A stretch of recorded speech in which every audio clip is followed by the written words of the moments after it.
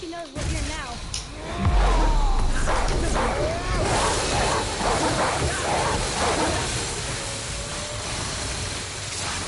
Changing arrow! Sorry, not ready!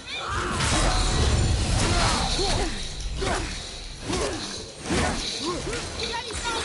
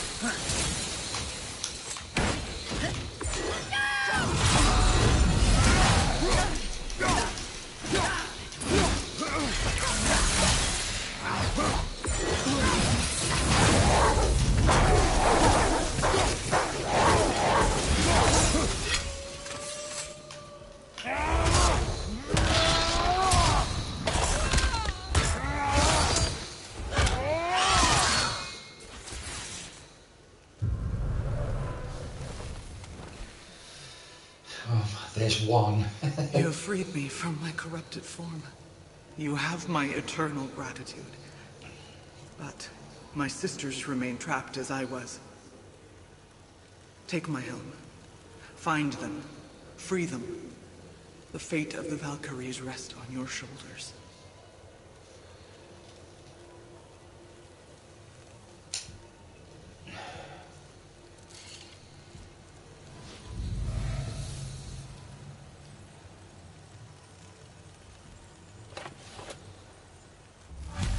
The fate of the Valkyries. Sounds pretty important. That's putting it mildly, lad. What do you know of them? A fair question, and yet not one easily answered. I know more than most, but much of their history is veiled in secrecy. My own experience with the Valkyries ends with my imprisonment.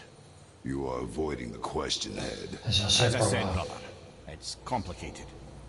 I don't know why or how they become such wretched creatures, but perhaps if we can free more of them. You want us to fight more of those things? The fate of the Valkyries, lad. A more worthy endeavor there is not. It will be dangerous. Well, that hasn't stopped you before, eh?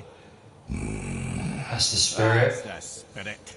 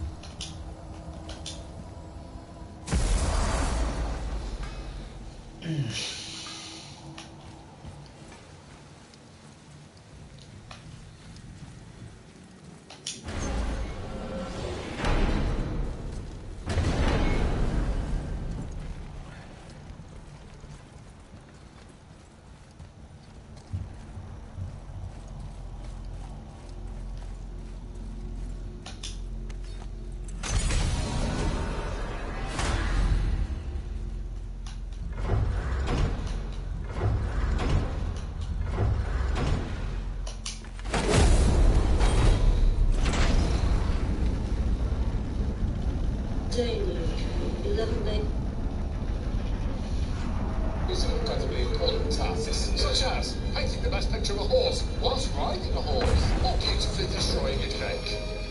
We're very excited. Brand new Taskmaster now on Channel 4.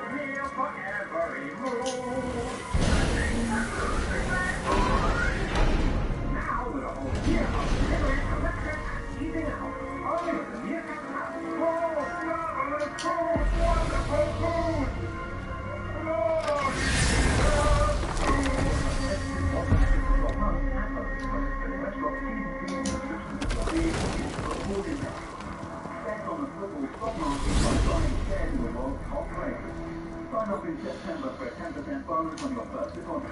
Plus, if you don't like Football Index, we'll give you your money back up to £500. What's your football knowledge worth? Bet on the Football Index app or visit footballindex.co.uk to find out. This is going to take a while. There with her jumpings. Valhalla's, oh, it's going to fucking do me big time. It's already done here, isn't it? Yeah. Did you get that? Here, past the rain. Past the shouting. To that. Right there. The sound of a soldier unsettled from their first mountain updale. Now ready for a We have to save him. Think before you act. Are we prepared to face such a powerful foe? I'm ready if you are. Aye, same here. If that counts for anything.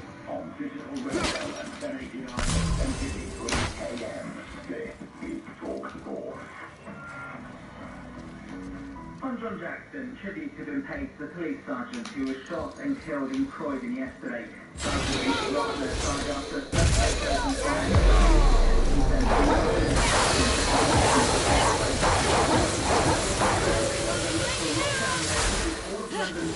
on the government's watch list. Households are also back to coronavirus cases there.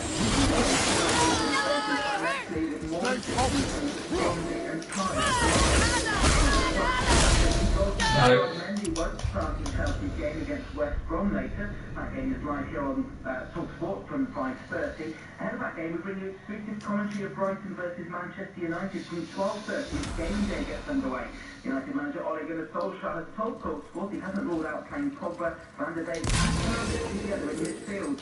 And we round off our live Premier commentary with Burnley versus Southampton. Both sides looking for their first points of the season. That game kicks off at 8 PM over on TalkSport 2.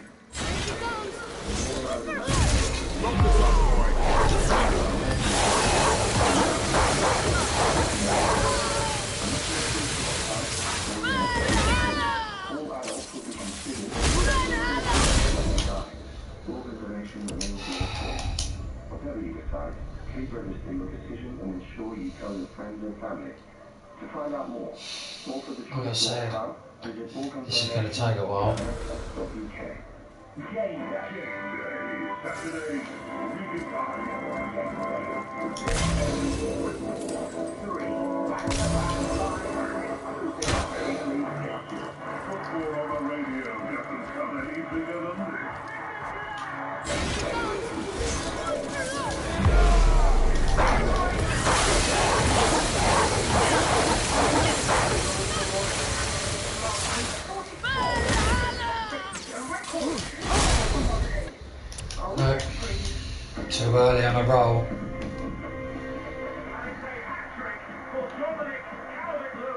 a little bit what I'm working on in training is coming off on the pitch. He's home with the heart to make it 2-0. This time he shoots high to the goal and makes it 2-0. We were just as shocked as you. And he's been turned in by Eddie and Chessia. Arsenal back in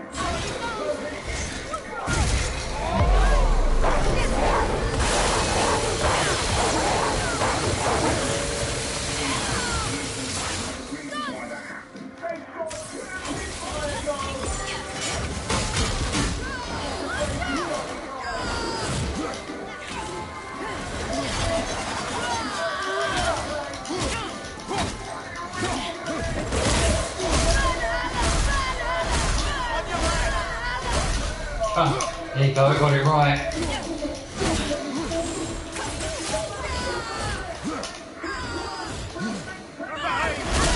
Ah! Got to turn it, Steg. Welcome then to the Alex Stadium, home of Brighton and Hove Albion. About 6 miles from the coast where Manchester United are the visitors for your first Premier League commentary match on game day this Saturday. I tell you, it is a beautiful sunny day, but it is absolutely freezing. I have to say, a few of us have forgotten our thermals. Who are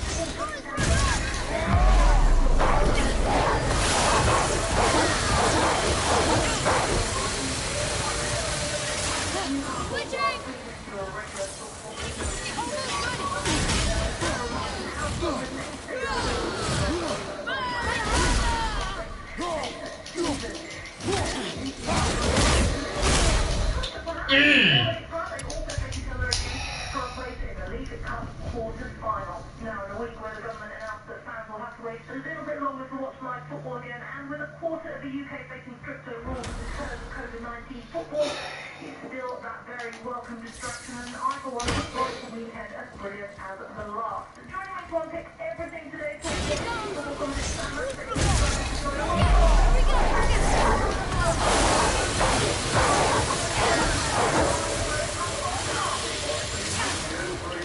Oh, that did a lot there, didn't it?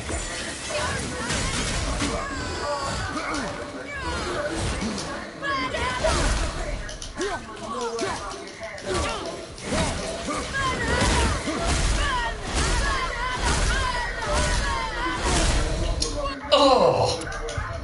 Fuck's sake.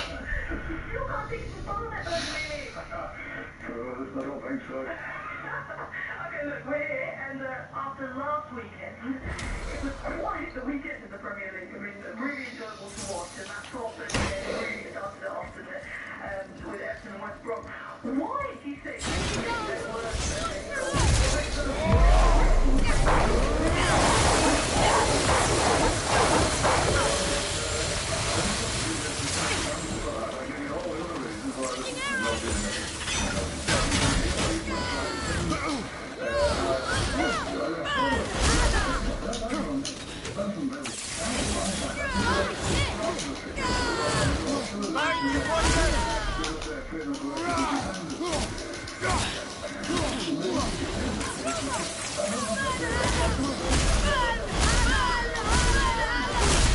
Oh! Concentration is probably the biggest thing, and not switching off. And it's a real surreal atmosphere to play in. Yeah, absolutely. But as a manager, though, would you prefer that free-flowing for the fans? What for the manager is sort of tearing the hair that is there out.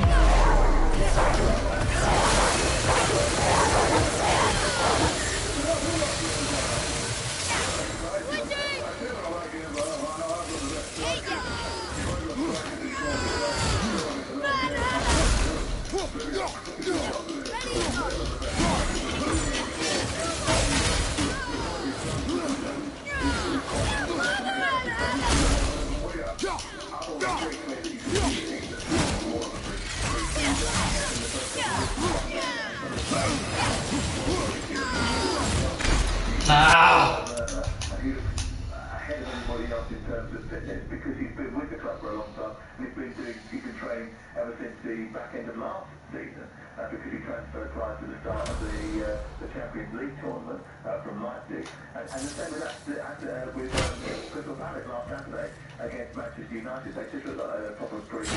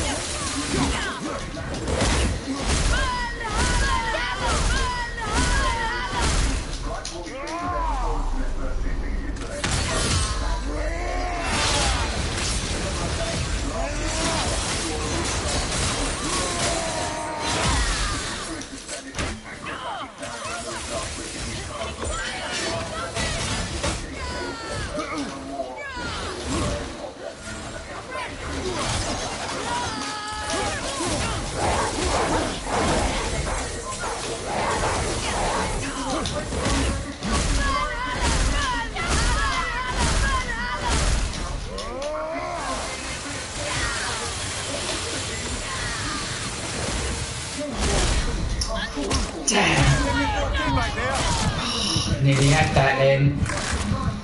I'm coming to you!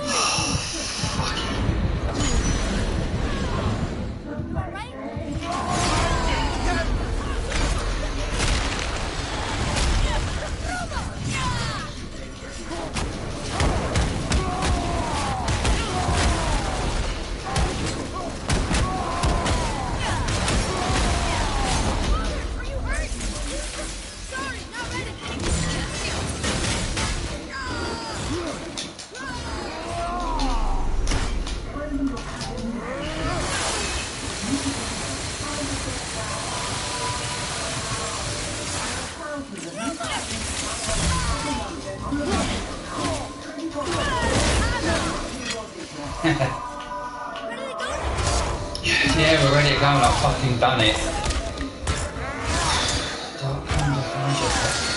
You're in the market, search on the market. onthemarket.com. The onthemarket.com / new exclusive. Agents specify exclusivity. Thank you for releasing my physical form. I have only gratitude. Why were you trapped? I am uncertain. My mind, still fragmented. The Rokstola Valkyries. It is the last thing I remember. The what? Valhalla awaits. I must return.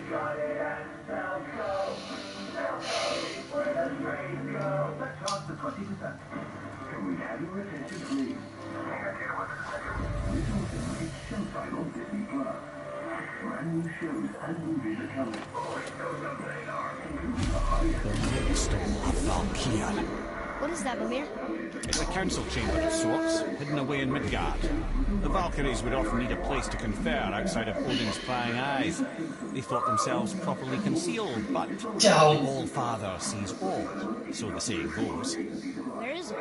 Remember the room with the 8 thrones? I think so. We've been to a lot of different places. It's to the left of the 2 oarsman statues. I didn't call it out for what it was at the time. I didn't know for sure. I think we'll find out what the Valkyries are. That chamber held a special significance for them. We'll find something there, I'm certain of it.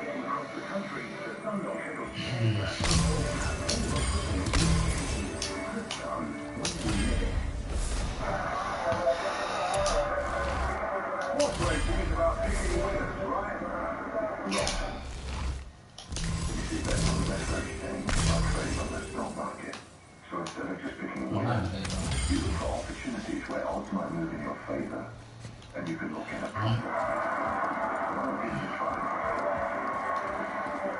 So therefore, safety package customer safety and commission on the service now drive 18 plus to gamble away at the full.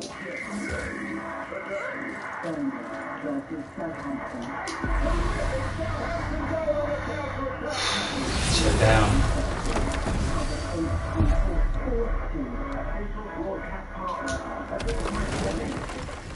Welcome back to Game Day Exclusive live from the Alex ahead of Brighton against Manchester United. That's our 12:30 kickoff. It is a beautiful sunny day, but it's absolutely freezing. Believe me, I'm shaking here. Now, much has been written and said about Manchester United, hasn't it, over the past week? After that poor performance and, of course, defeat to Crystal Palace, team selection, defensive frailties and a lack of new signings have been some of the hot topics. And this morning here in Brighton, Sam's match-based line have been discussing those key issues with the fully United centre-back Rio Ferdinand as ever. Did not hold back, but the key message from now is just to keep calm and carry on. I've only ever seen a club in the emotional sign in the club after one game, first day of the season. Yes, it was a bad result. Yes, it was a performance that you couldn't see. There's a lot of faults in it. But it's the first day of the season. So calm down, hopefully, and we can hopefully get the show back on the road today here at Brighton. The transfer market is still open. Well, What do you make of the what else transfer were we so talking far, about? and what needs to be done? I said since, I think, last year. I've been beating the other centre half with the club. I think it's not going to solve every problem, but I think it's one of the biggest problems that I see at football at the moment. There's not a real dominant centre half there where you can set the forward in the opposing team, looking across and going, I'm going to have to do something today to get it changed out. And that's a problem for you. You need that. I think everyone's talking about James Sancho. Fantastic player. I think he's a generational family going to be here to play and create loads and loads of great showrooms for everybody, but he's a player of real work and real value. He's normally put out the line and it's phenomenal. So you can understand the interest. But for me, it's right there with the whole Central defender, they need someone tasty, they need someone who can take on a player one-on-one. It's almost like a young Rio. Is that what they need at the moment? Is that what's lacking? They got 200 million to spend on the centre back. If you're going to follow that. But listen, there's players out there, and there's centre halves out there. There's loads of them that have been named over the last year or so. But Man United haven't been able to get them on it. They've got a very team record, which is fine.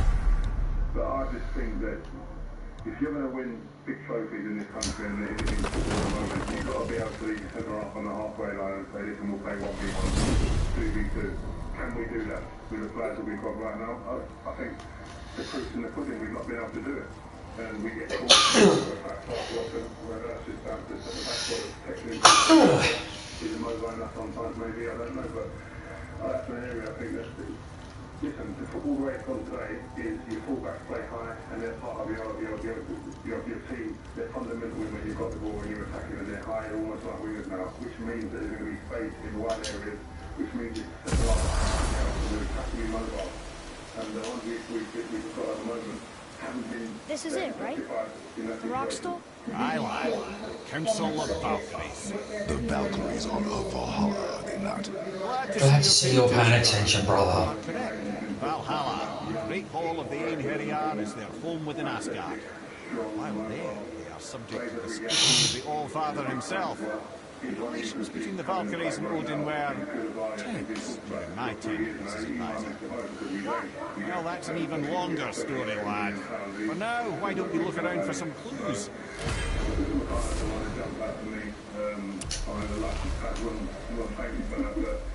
When I watched the Champions League last year, he was one of the most impressive centre-halves. Do you reckon you need to find another way of operating when they're banking up against or coming up against backed up defences?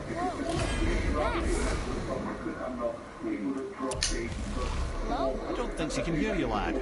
The helms must only retain but a small portion of their owner, and wager the rest is in transit to Valhalla to try and fix the mess left by their absence. Who is she? Gunnar, Mistress of War. After any conflict, big or small, she would be first on the scene, sussing out the worthy spirits for a free trip to Valhalla. A gruesome task.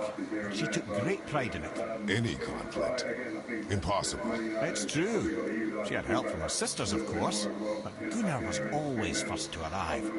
Her judgment of the fallen was unparalleled, and an invaluable resource to Odin. She was one of his favourites.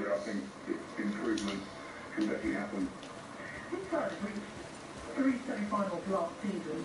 The thing is that enough? Surely, is that not progress? Or is it a sign that there's something else missing? But then you look at the example of Liverpool, they were runners up in the Champions League, runners up in the Premier League, and then they won it the year after. Yeah, I think it's progress from where they were, but I think it's... This is Rota, a chooser of the slay. I thought all the Valkyries. Not exactly, lad. Although that is what they're most famous for, and by far their greatest responsibility. You've seen what happens to the dead without the judgment of the Valkyries. Hellwalkers. That's right. Rota, Gunnar, Skuld. Without them to clean up the aftermath of battle, hell overflows with souls meant for Valhalla. A sorry state of affairs. Rota must be beside herself.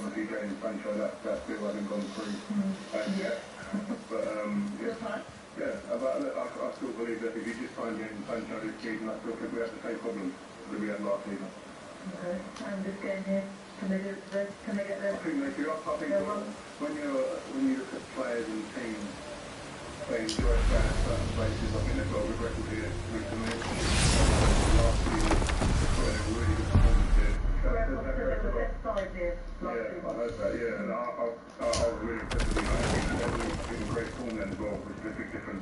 The vibe around the place at Man United at the moment is quite as uplifting as it was last season, so that's the difference. But it's another opportunity for these boys to put the performance in and really kind of quash the panic that seems to be surrounding the club, I think, at the moment, which is, after one game, I think is a bit much. Yeah, Rio Ferdinand talking to us there a little bit earlier from here at the Annex, where it is a lovely day. We are, well, it's a really nice location actually where we are. We're just above the tunnel area. Graham Potter stood just by the touchline to my left. The United players are passing by where we are. Paul Pogba heading into the tunnel a little while ago. And always interesting to hear from Rio there. Mick McCarthy, he talked about the need for a centre-back, even though a lot of fans have been asking for Sanchez. That's not the answer because the same problems still be there. You kind of have to agree with it, don't you? I'm more than Rio's chat. He's putting those centre-backs right in the forefront of it all. He's correct. Yeah. And to be fair, he's got a point because everybody's always wanting the technically gifted players, the sexy players, the ones that create the goals, the ones that score the goals. I think that's one of the most interesting centre-backs that's performed that.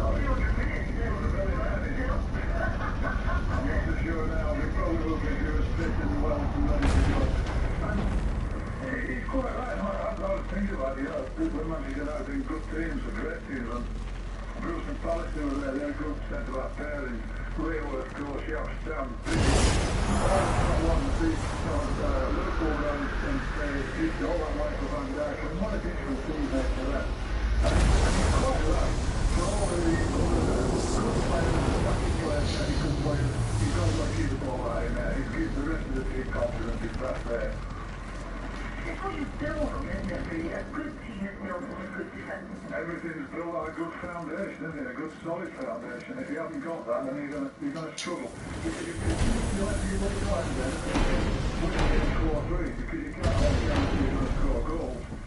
Keep your eye in it, be solid, be secure. And of course the best ones as well, the best centre-backs nowadays, also start from the back and clear from the back. But I still don't like it. As a centre-half of my first, well, I was taught always my job was to keep the ball out of the net. And if you've got that and you've got a good attacking players, it's a good formula. Speaking about playing from the back, I mean, a lot of criticism of direction all down to Haya as well. Is he good enough at the state that he's in at the moment, the level he's in at the moment? Well, I don't think that. I was listening to the only one he called up that's just coming down on Thomas Sport there, and documentary. I think I was in the car on my own, I thought he was referring to me, he was on this watch and stuff. I think he's quite right. I think goalkeepers are there. I mean, they generally have the partners that train with every day, or maybe a couple of partners now. And so you get a bit of support from that and from the coaches, but the reality is you are on your own. It's always been the case, you know, the 10 in front of him, we're doing okay, and it'll end up in the back of the net, we all turn around and look at him and wonder what it is. So we can't give him that much credit, I think, a pat on the back when it keeps me out of the net. So for Lindelof, is he good enough? I thought he did, sorry, It's another Valkyrie. We're gonna save her, right? If by save her you mean brutally rip her wings off, my vote is aye. Enough. Both of you. I will decide the best course of action. That's when you need that bit of support, bit of backup. Whether they get it, you don't really need the Man United to get stick from everybody. I think let's talk about stick there over the last few seasons. Oh, I feel like all she does is wings and spinny, so. Prepare yourself.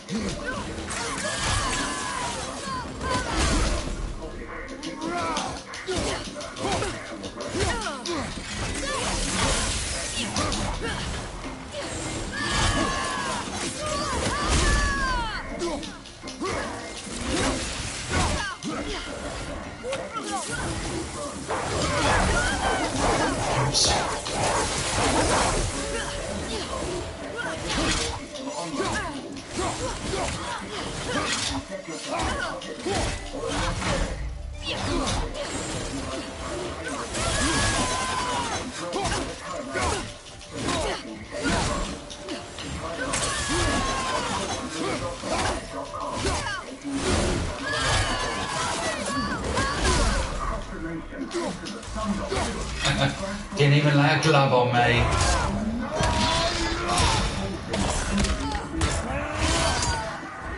Not one fucking hit.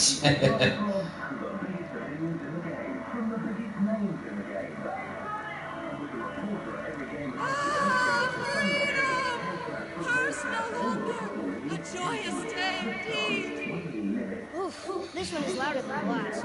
Milady, please tell us. Why were you in this physical form?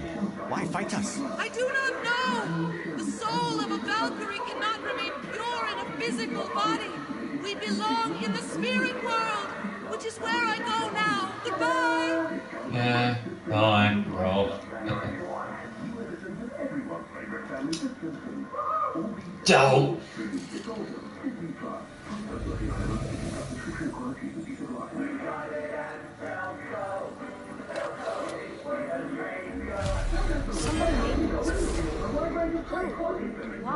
I wouldn't want to speculate. You know something. Ah, Mimir, the smartest man alive. I know many things. Ed, Yeah. Sigrun, the queen of the Valkyries. She would have that power. The last time I saw her, she was corporeal herself. She came to visit me long after I'd been imprisoned by Odin. Well, we had history, I guess you could say. Like, romantic history? You're making me blush, I think. Can I still blush? first we hunt these creatures, and now we chase your former lover. We do not need this distraction. It's more than a distraction. Father, these are Valkyries. They're the ones who keep the dead from overrunning Midgard. Then they are terrible at their job. It's not their fault, brother. Someone changed them. Kept them from their duty. The Queen? Can't say for sure, lad. We should ask more of them. If, of course, you don't mind the distraction. Hello, welcome back to Game Day Exclusive with me, Britain and Calgary, live from the Annex in Sussex. We're building up to our 12:30 kick-off Brighton against Manchester United. It is a lovely day. It's a very, very cold day as well here in Brighton. So I think it's going to heat up very, very shortly. The team news is in. Thank you, Beth. Let's get the headlines there with football commentator Sam Upstate. Graham Potter made 99 changes to his starting 11 last season. He makes just the one change from the side that beat Newcastle last Sunday. Harry Lamptey, who was taken off before the hour mark but still won the Man of the Match award, has recovered from his knock. Yves Bissouma served the second game of his 3-match suspension. So Adam Lallana starts. With no Dale Stevens, who's gone to Burnley, Jason Malumbi, the 21-year-old Republic of Ireland international on loan at Millwall last campaign, is on the bench. So this is how Brighton start. It's Ryan in goal, back three of White, Dunk and Webster. Lamptey is the right wing back. Solly March at left wing back with Adam Lallana and Alzate in the centre. Trossard, Connolly and Mope are the three-pronged attack. On the bench, Steele, Gross, Shahanbach, Bernardo, Byrne, Veltman and Malumbi. Manchester United do not bring in Eric Bailly or Victor Lindelof. Last week, not costing him his place in the starting lineup. They make three changes though. One with return, Greenwood comes back in, and Nemanja Matic starts. Manchester United kept 10 clean sheets in his 18 Premier League starts last season, 3 in 20 when he didn't. De Gea is their goalkeeper. Wan-Bissaka, Lindelof, Maguire and Shaw the back four. Then it's Pogba and Matic, Greenwood, Fernandes and Rashford and Martial up front. The substitutes, Dean Henderson, Bailly, Lingard, Fred, Fosu Mensah, Van der Beek and Scott McTominay. If you think Brighton will win, you can back them on Betfair at 5.4. If you think it'll end in a draw, you can back that at 4. Or if you think Manchester United will win, you can back them at 1.69. That's all thanks to Betfair Moyes. Bet Moyes to win 18 plus at begamblerware.org. Mick McCarthy, what do you think of United's team selection? We thought Bailly might be in today. Are we stuck with Lindelof? Well, I think that sometimes you've got to give the guys, you started in the first game, you get exactly 1 minute, you get was it that bad, was he just one player. So I don't blame him for giving him a bit of support, because if you do that and you change it and get beat today, what's he going to do next week? Yeah, and Wan-Bissaka in as well to shore up that defence. That's absolutely, yeah. I want the back as well. If you can do as much defence as well. We've got about defending. He's supposed to start back in the stage. Okay, and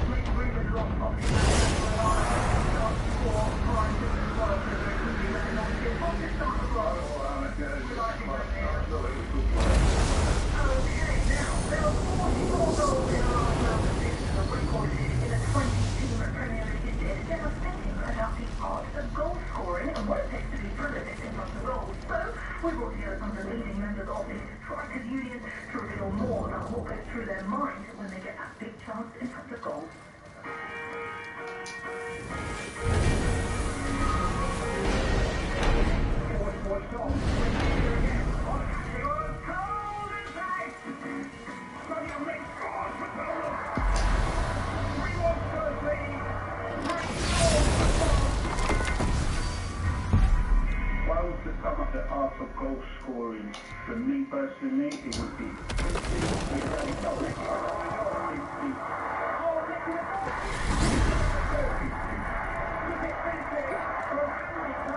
I am Andy Cole for my Manchester United, Newcastle United, and England striker.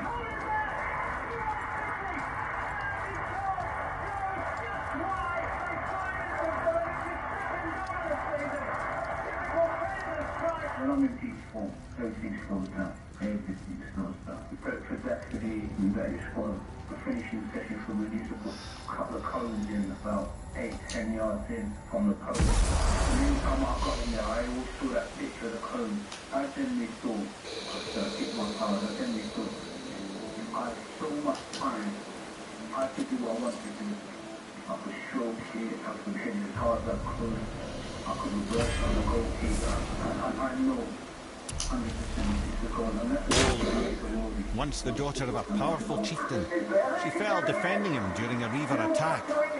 Orun was escorted to Valhalla, where she chose to devote her afterlife to the pursuit of knowledge above all else.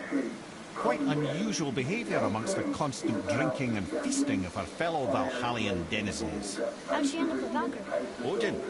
He saw a kindred spirit in Orun's single-minded pursuit of knowledge. He appointed her as the Valkyrie's resident historian. What they missed is the 90 runs to the break again, where the ball didn't go where you wanted it to go. I've always worked it out how it was. You know, you make one little run away and then you charge it straight.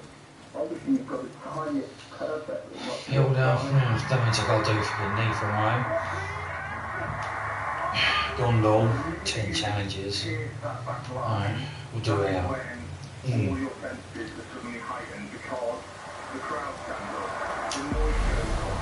Suddenly that makes you even more important this challenge is. I've never forgot just how exhilarating that is when you go through on goal. But that's what you thrive on. That's what I love, especially when it's 1v1. I wanted an angle. I didn't want to run at the goalkeeper straight. I wanted to make some sort of angle. There were so many options I felt opened up the minute I made an angle for myself on the goalkeeper, and you weren't just bearing down on the goalkeeper in front of the goal.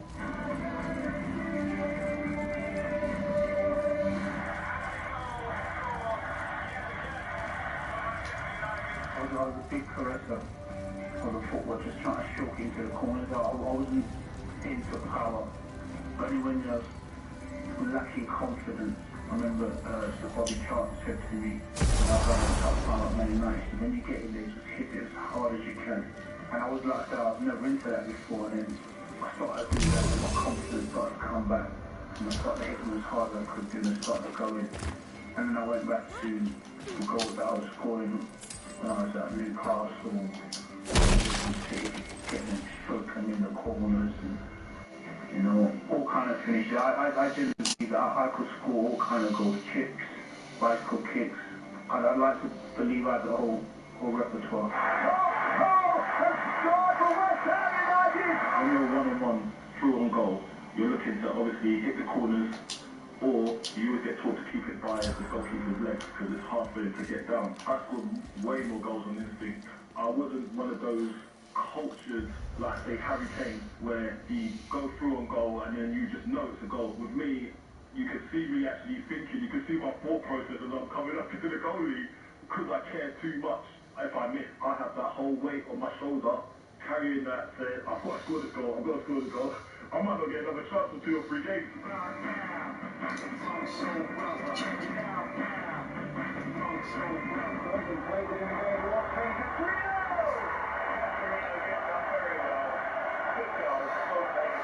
Headed goals are my favourite by a country mile. Why? Because it was my biggest strength. Also, it's an art that is dying. So when I see headed goals and people timing, and watching Calvert Lewin recently and some of the, goals he scored at Spurs into the penalty area, and tucked into the net by Dominic Calvert-Lewin. What the hell that was? There isn't many better feelings. I know it gets exaggerated, the scoring goals. It is a wonderful feeling, and also it unites the team because you imagine the moment as a team, you fought for 85 minutes and something happens and you suddenly convert. It's for the fans, you keep racing and enjoy the moment with them. I'm one of the lucky ones to have experienced it. If you haven't, then it's like nothing else you will ever experience in your whole life. It doesn't compare to anything else within your family life, within your friendship life. It's totally different. To have that feeling and that noise level and that rush of adrenaline when the ball hits the back of the net and the noise that comes after it. What can be compared with that if you love football? There's no feeling that has to describe that feeling. Especially that buzz for those 5-10 seconds after it hits the back of the net. Man, it's crazy. It's absolutely crazy. Not just the ecstasy for yourself, but for your teammates and all the punters. It's hard to replicate, definitely.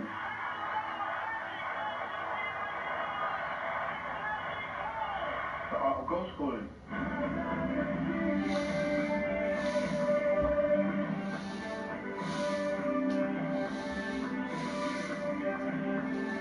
Yeah, some really amazing insight there from Mike and Andy Cole, Gary Lineker and Dean Ashton. Here in Brighton, it is cold. Ollie on the social just walked past us here, heading into the tunnel. It's another battle. Are we doing this? On my action.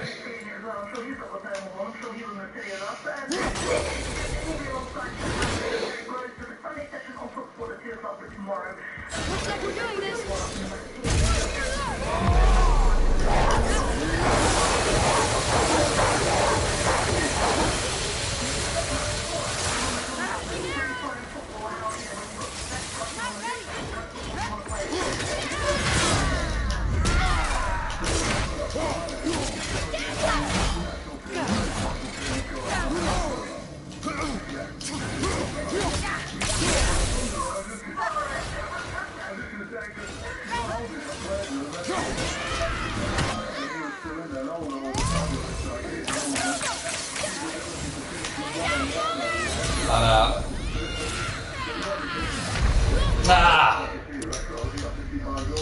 Thought she was going to do the blade one, not that one. We're still in training in my last in charge of amazing what it is. This finishing right foot, left foot, headers, everything about it. And it just looks like we're doing this.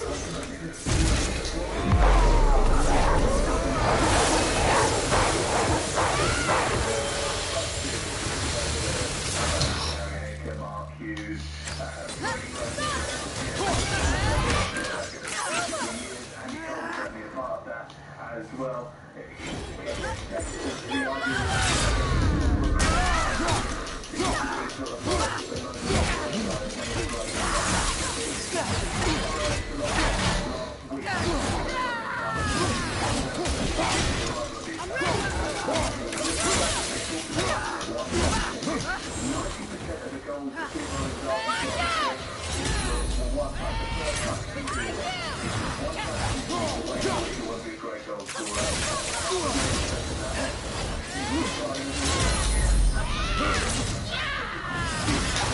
And again.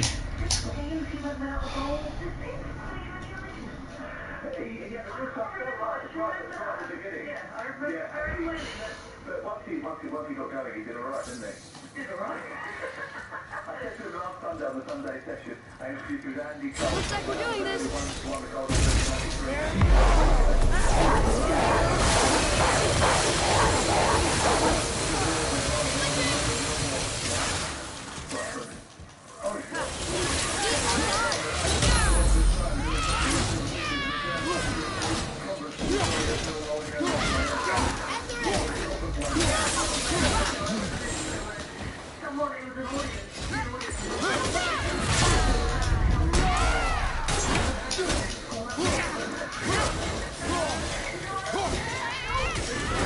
That was close.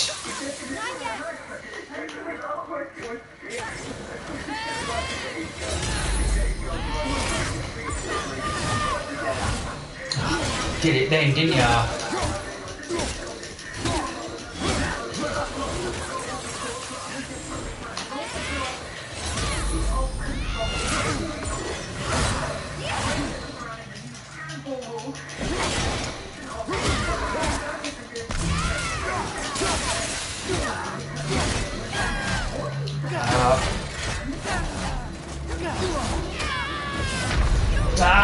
again. It's totally and utterly ridiculous. It's just an absolute shambles of a team. Honestly, God, it makes me that angry. We've got a bunch of good referees, and they've been made to look a bit silly. I've been down into us and out here and discussed with that. No, this is just the most ridiculous decision I've seen in a long, long time. Mick McCarthy, commentating on TalkSport last weekend, so frustrated by a penalty for handball that he felt like walking out. Before him, you heard Newcastle boss Steve Bruce, TalkSport breakfast goal machine Annie McCoy, and former top ref Keith Hackett. Looks like we're doing this. A northern team.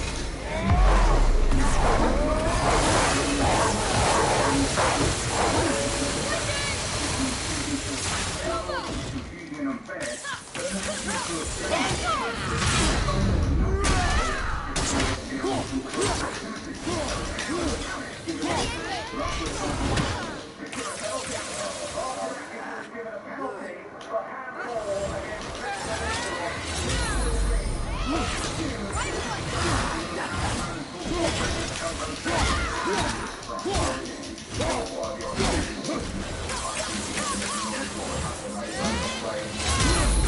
Come on.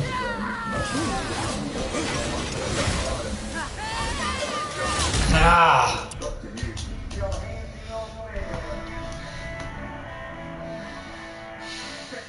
The top of the arm is no longer handball, but it's clear. On the same evening as the Old Trafford penalty, Arsenal go away with one against West Ham again. Live on TalkSport. That ball was actually cleared away.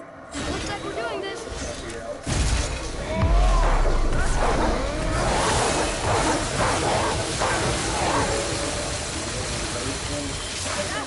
Switching it up!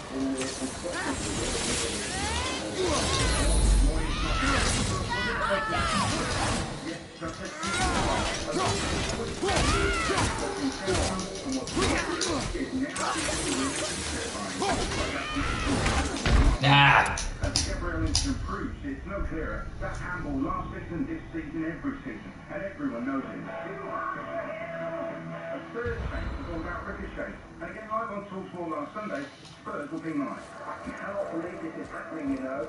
He is going to give a penalty. Looks like we're doing this.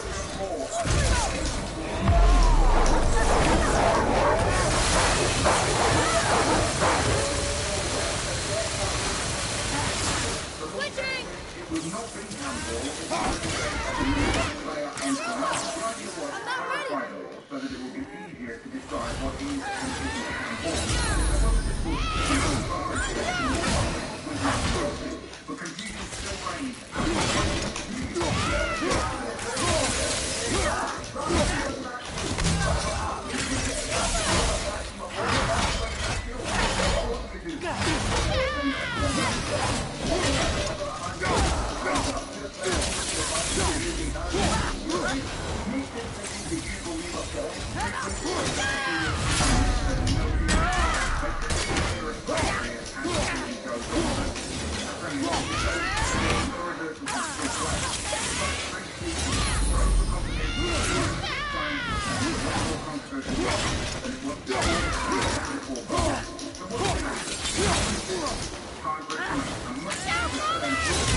Yeah, I know, shut up.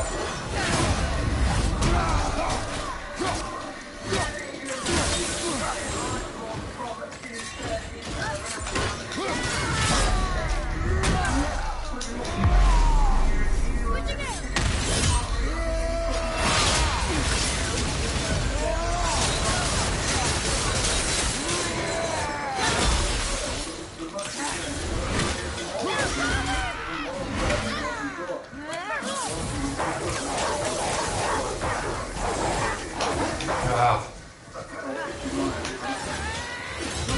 At the ready.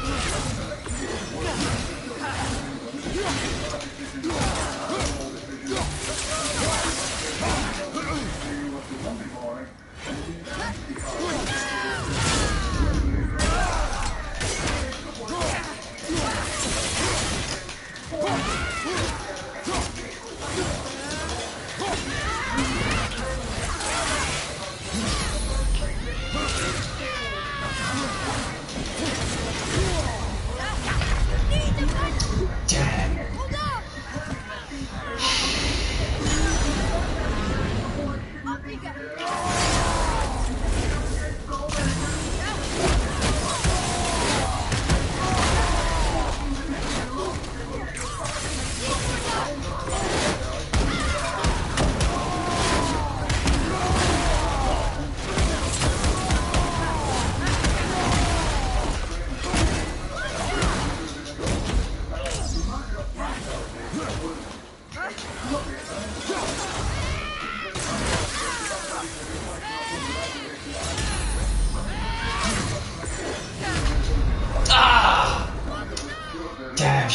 fucking got me as I rolled out. Ah! Just in case I'm losing any passion for you, know? Does she just lock you up in a room by yourself, stuff isolation? That padded one. Oh, chat to your wife, I like. Looks like we're doing this.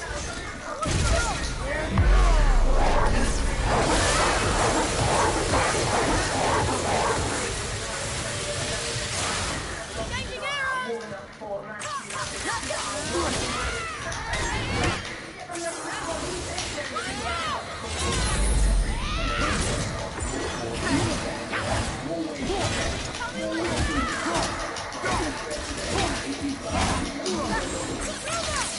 I can't yet.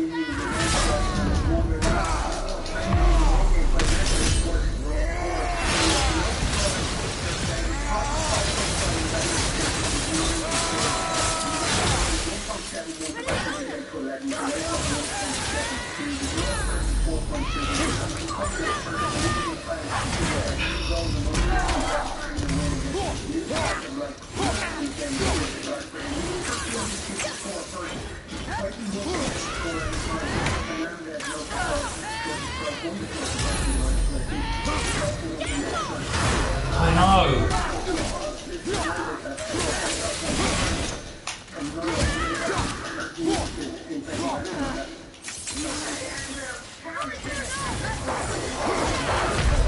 No. With both teams having problems defensively, both teams looking as if they want to go forward, and there's quite a few attacking players in that Brighton team, with Alana, Trossard, Connolly, Shane, Mopai, Lamptey and March.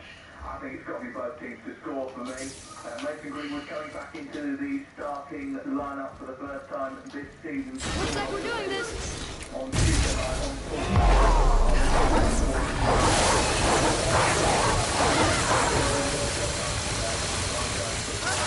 Changing arrows.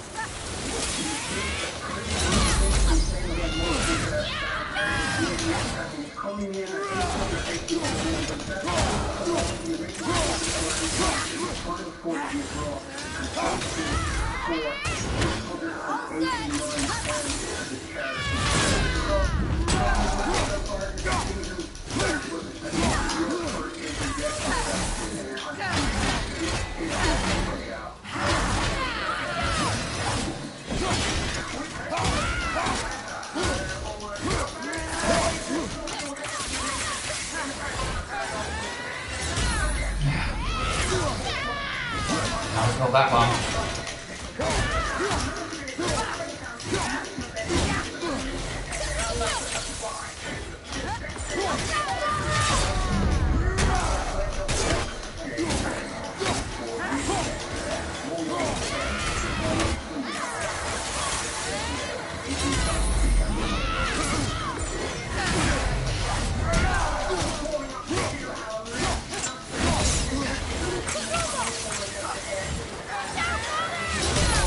Ah.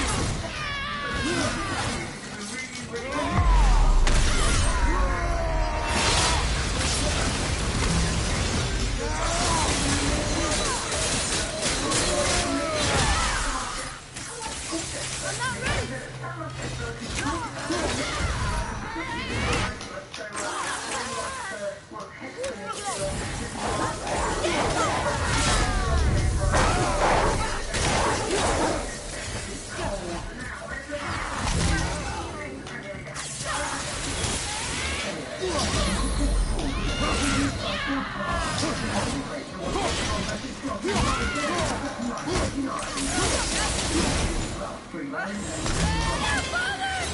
know.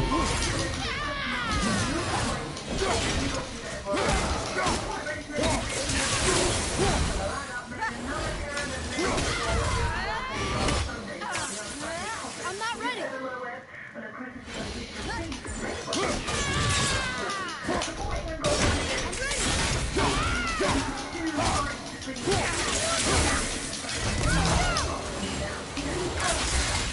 Ah, thanks, boy.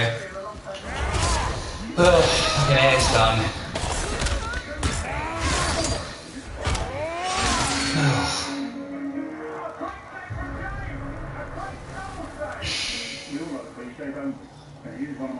You have freed me. Who did this to you? I remember only pain and my queen. She locked me down here? But why? Ah, Sigrun. I must leave you now. I must find her. I must remember.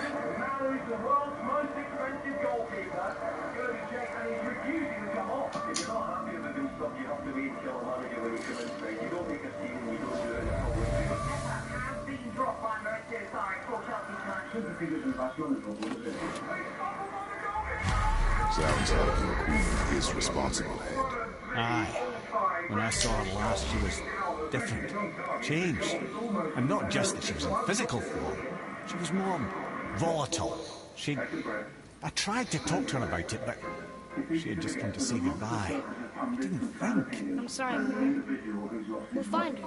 Not sure she wants to be found. I just don't understand why she would do this. It doesn't make a lick of sense. And if she is responsible, then we'll have to stop her. The Valkyries must be freed, and we are the only ones capable. We? Well, who do you think's going to watch her back?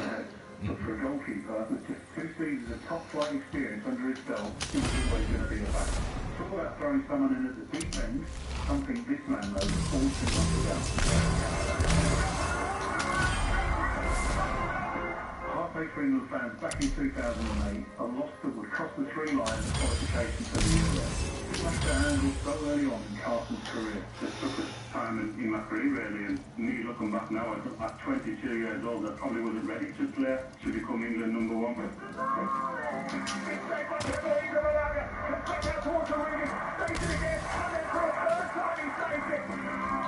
Having the time to play future #1 comes with added pressure.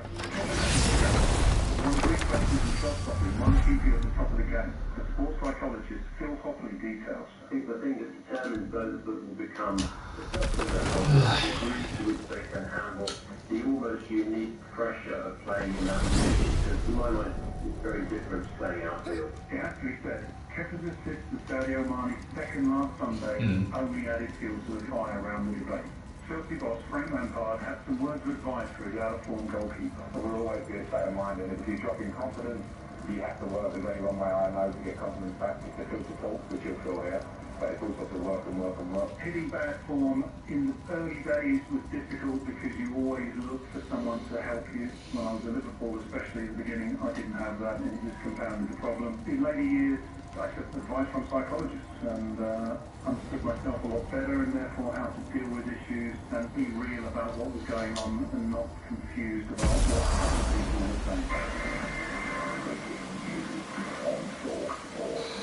Another one is Chelsea in the last few moments have completed the signing of goalkeeper Edward Mendy from Rennes. Thursday transfer news brought some personal emotions back to the surface. I was replaced by Brad Fiedler at Liverpool back in 1998. Emotionally, it was frustrating because I didn't know what was going on. I knew my performance wasn't right, but I couldn't understand why I needed to be replaced. Air was strange, as a matter of fact. Very quiet, very calm. Where her sisters were violent rapids, Air was a gentle stream.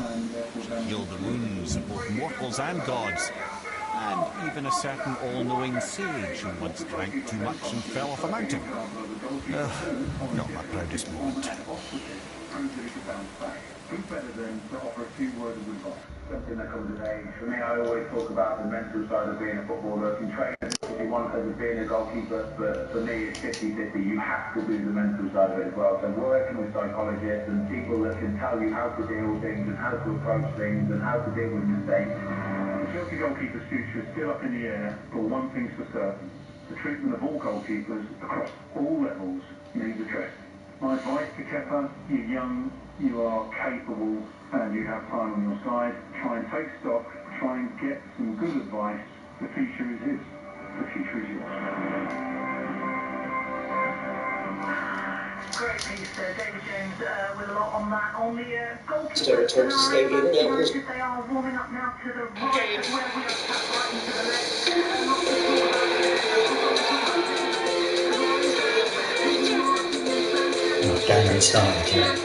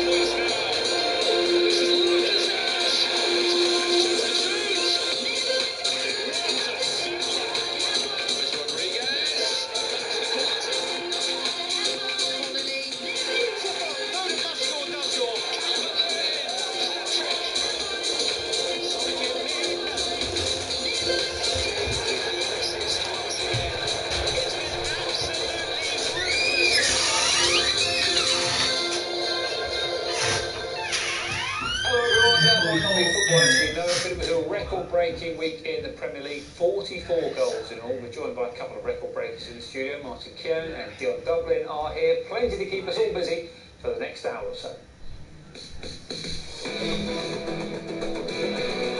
Later on Focus, we'll hear from the Carioca in Chelsea blue.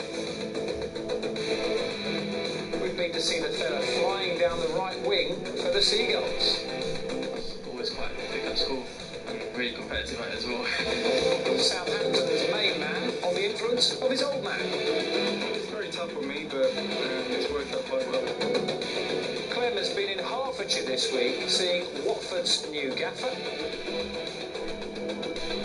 And we have two of England's brightest stars talking new club and country. All that to come for you. Let's take a little look through the Premier League weekend fixtures. There they all are. We'll hear from Tarek Lamptey, as we said, in a minute. His Brighton side faced Manchester United this lunchtime. Palace and Everton both had perfect starts so far, live at Selhurst Park. A tasty Yorkshire derby to come tomorrow. Sheffield United take on Leeds. Monday night, it's Liverpool against Arsenal. You might have seen the kick-off being put forward 15 minutes because of the curfew of pub closing times. And we'll also be looking at the issue of crowds and matches later on Focus today. One player who caught the eye last weekend wasn't a goal scorer. As part of our look at rising stars in the Premier League, Nick Bright has been to see this man. Tarek Lamptey has snapped up by Brighton at the start of the year after coming through the Chelsea Academy. Craft ale, kale, reusable coffee cups, big frame glasses, beards, right backs. What do they all have in common, you ask? Well, they never used to be cool, but now they are. And I'm here at Brighton's training ground to catch up with the latest footballer on the right back scene.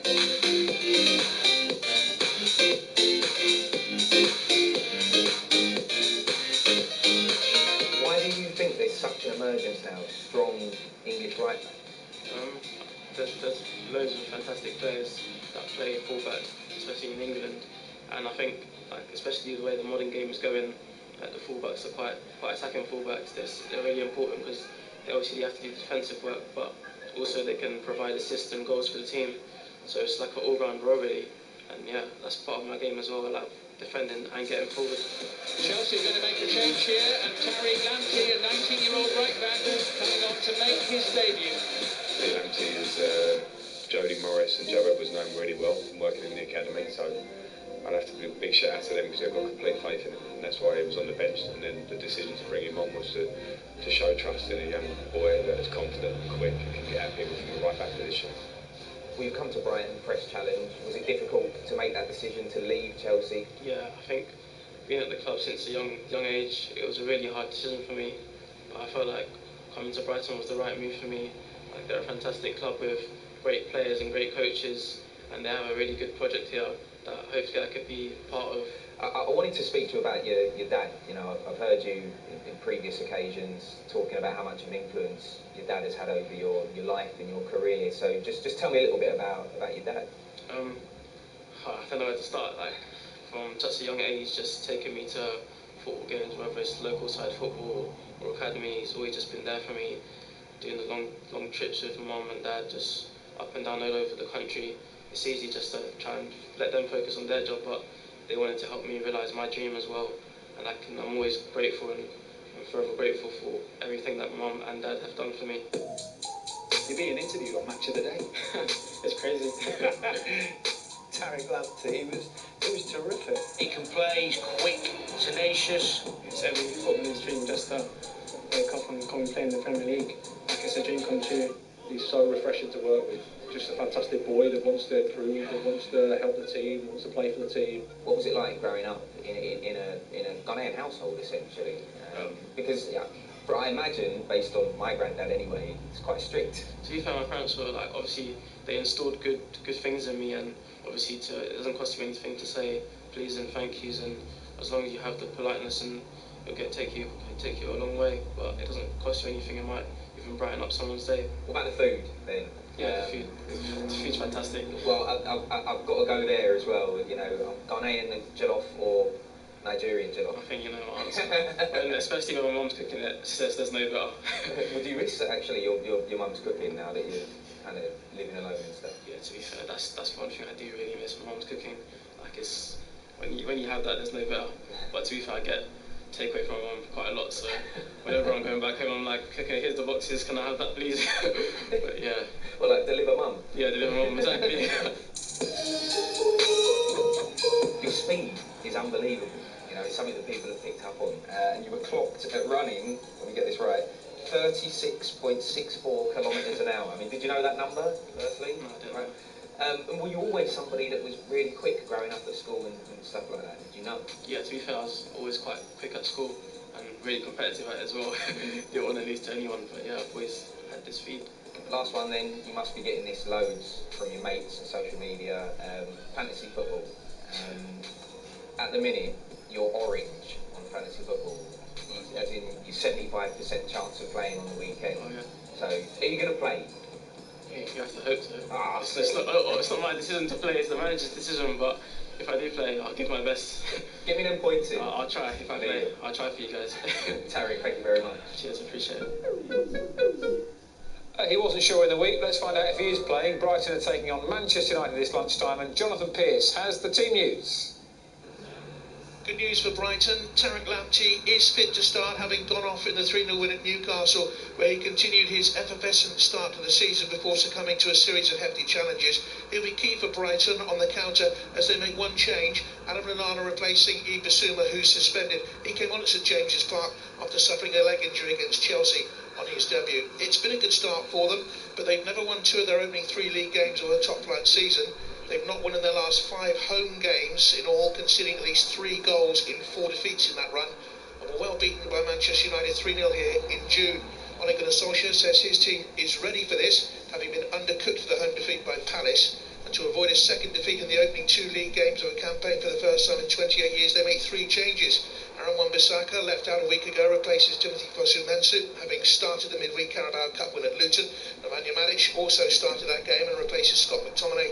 And Mason Greenwood, who's come off the bench in their opening 2 games and scored at Luton, he comes in for Daniel James. Thank you very much for that, JP. So that's the team news for that early game. I know you two are very keen to talk about Tarek Lamptey, because you, particularly Martin, you've seen him in the flesh against Newcastle. You were mightily impressed by him. It's a pleasure to talk about him. I mean, to see the way that he played in his first 2 games of the season, the journey he's had in the game. Reece James was considered to be perhaps maybe a better choice. You could see Frank Lampard wanted to keep him, but his performances, anticipation, his pace, and he tackles, honestly, like a mousetrap.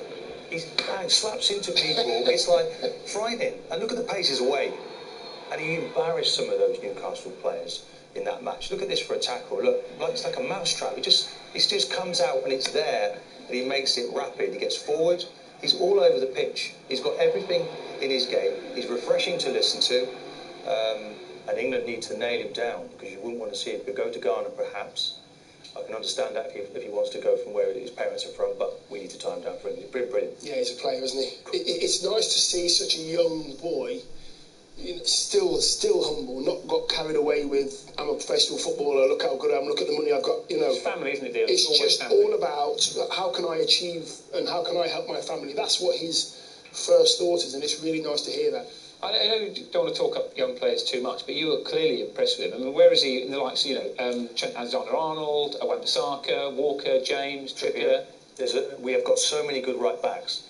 Southgate's going to have to maybe think about where he can play people in slightly different positions. Trippier played left back in recent internationals, but he's setting the benchmark now. He really is leading the way. Is he the best, Martin? Is he the best we've got? I've not seen anyone in Europe so far this season play as well as he has in those 2 games. That is remarkable. I'm giggling watching the TV, what he's doing to people. Maximum and Jamal Lewis, they're 2 quickest players. In terms of pace, he's almost beat them up in that match. And they are really quick players. To see what he did, it's phenomenal to see what he's doing at the moment. The mousetrap. Snap. What about Manchester United? I mean, JP stat there about losing their first 2 games of the season, first time in nearly 30 years. What have you made of their start to the season? Because there will be people out there who are already saying, it's a defeat on the opening day for them, and it's not looking good. No, they're stuttering. It's a stuttering start for them, isn't it? I think that's the best way to put it. I don't want to get on Ollie's back or Man United's back as yet, because I do believe they will end up having a good season. And it's one game in. And it's ridiculous, really. Give them a bit of time. They haven't found, in the game, Dan, you have to form relationships with players around you. Martin will tell you this, being centre half as well. You've got to form the relationships. You've got to know why your teammates are. I mean, this one here, that's the second penalty. That's the second penalty they had. The first. They were unlucky with the pen, weren't they? Yeah, they were unlucky. Things went against them.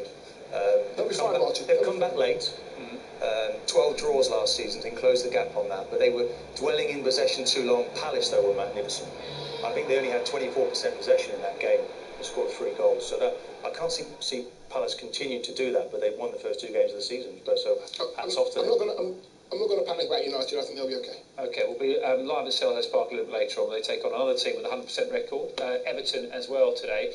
And now Burnley against Southampton is the late game in the Premier League this afternoon. Apparently, 18% of fantasy league managers have a certain Southampton striker in their team. 22 league goals for Mr. Ings last season. He'll be facing his former team Burnley later, and he's been speaking this week to Manish Bhasin.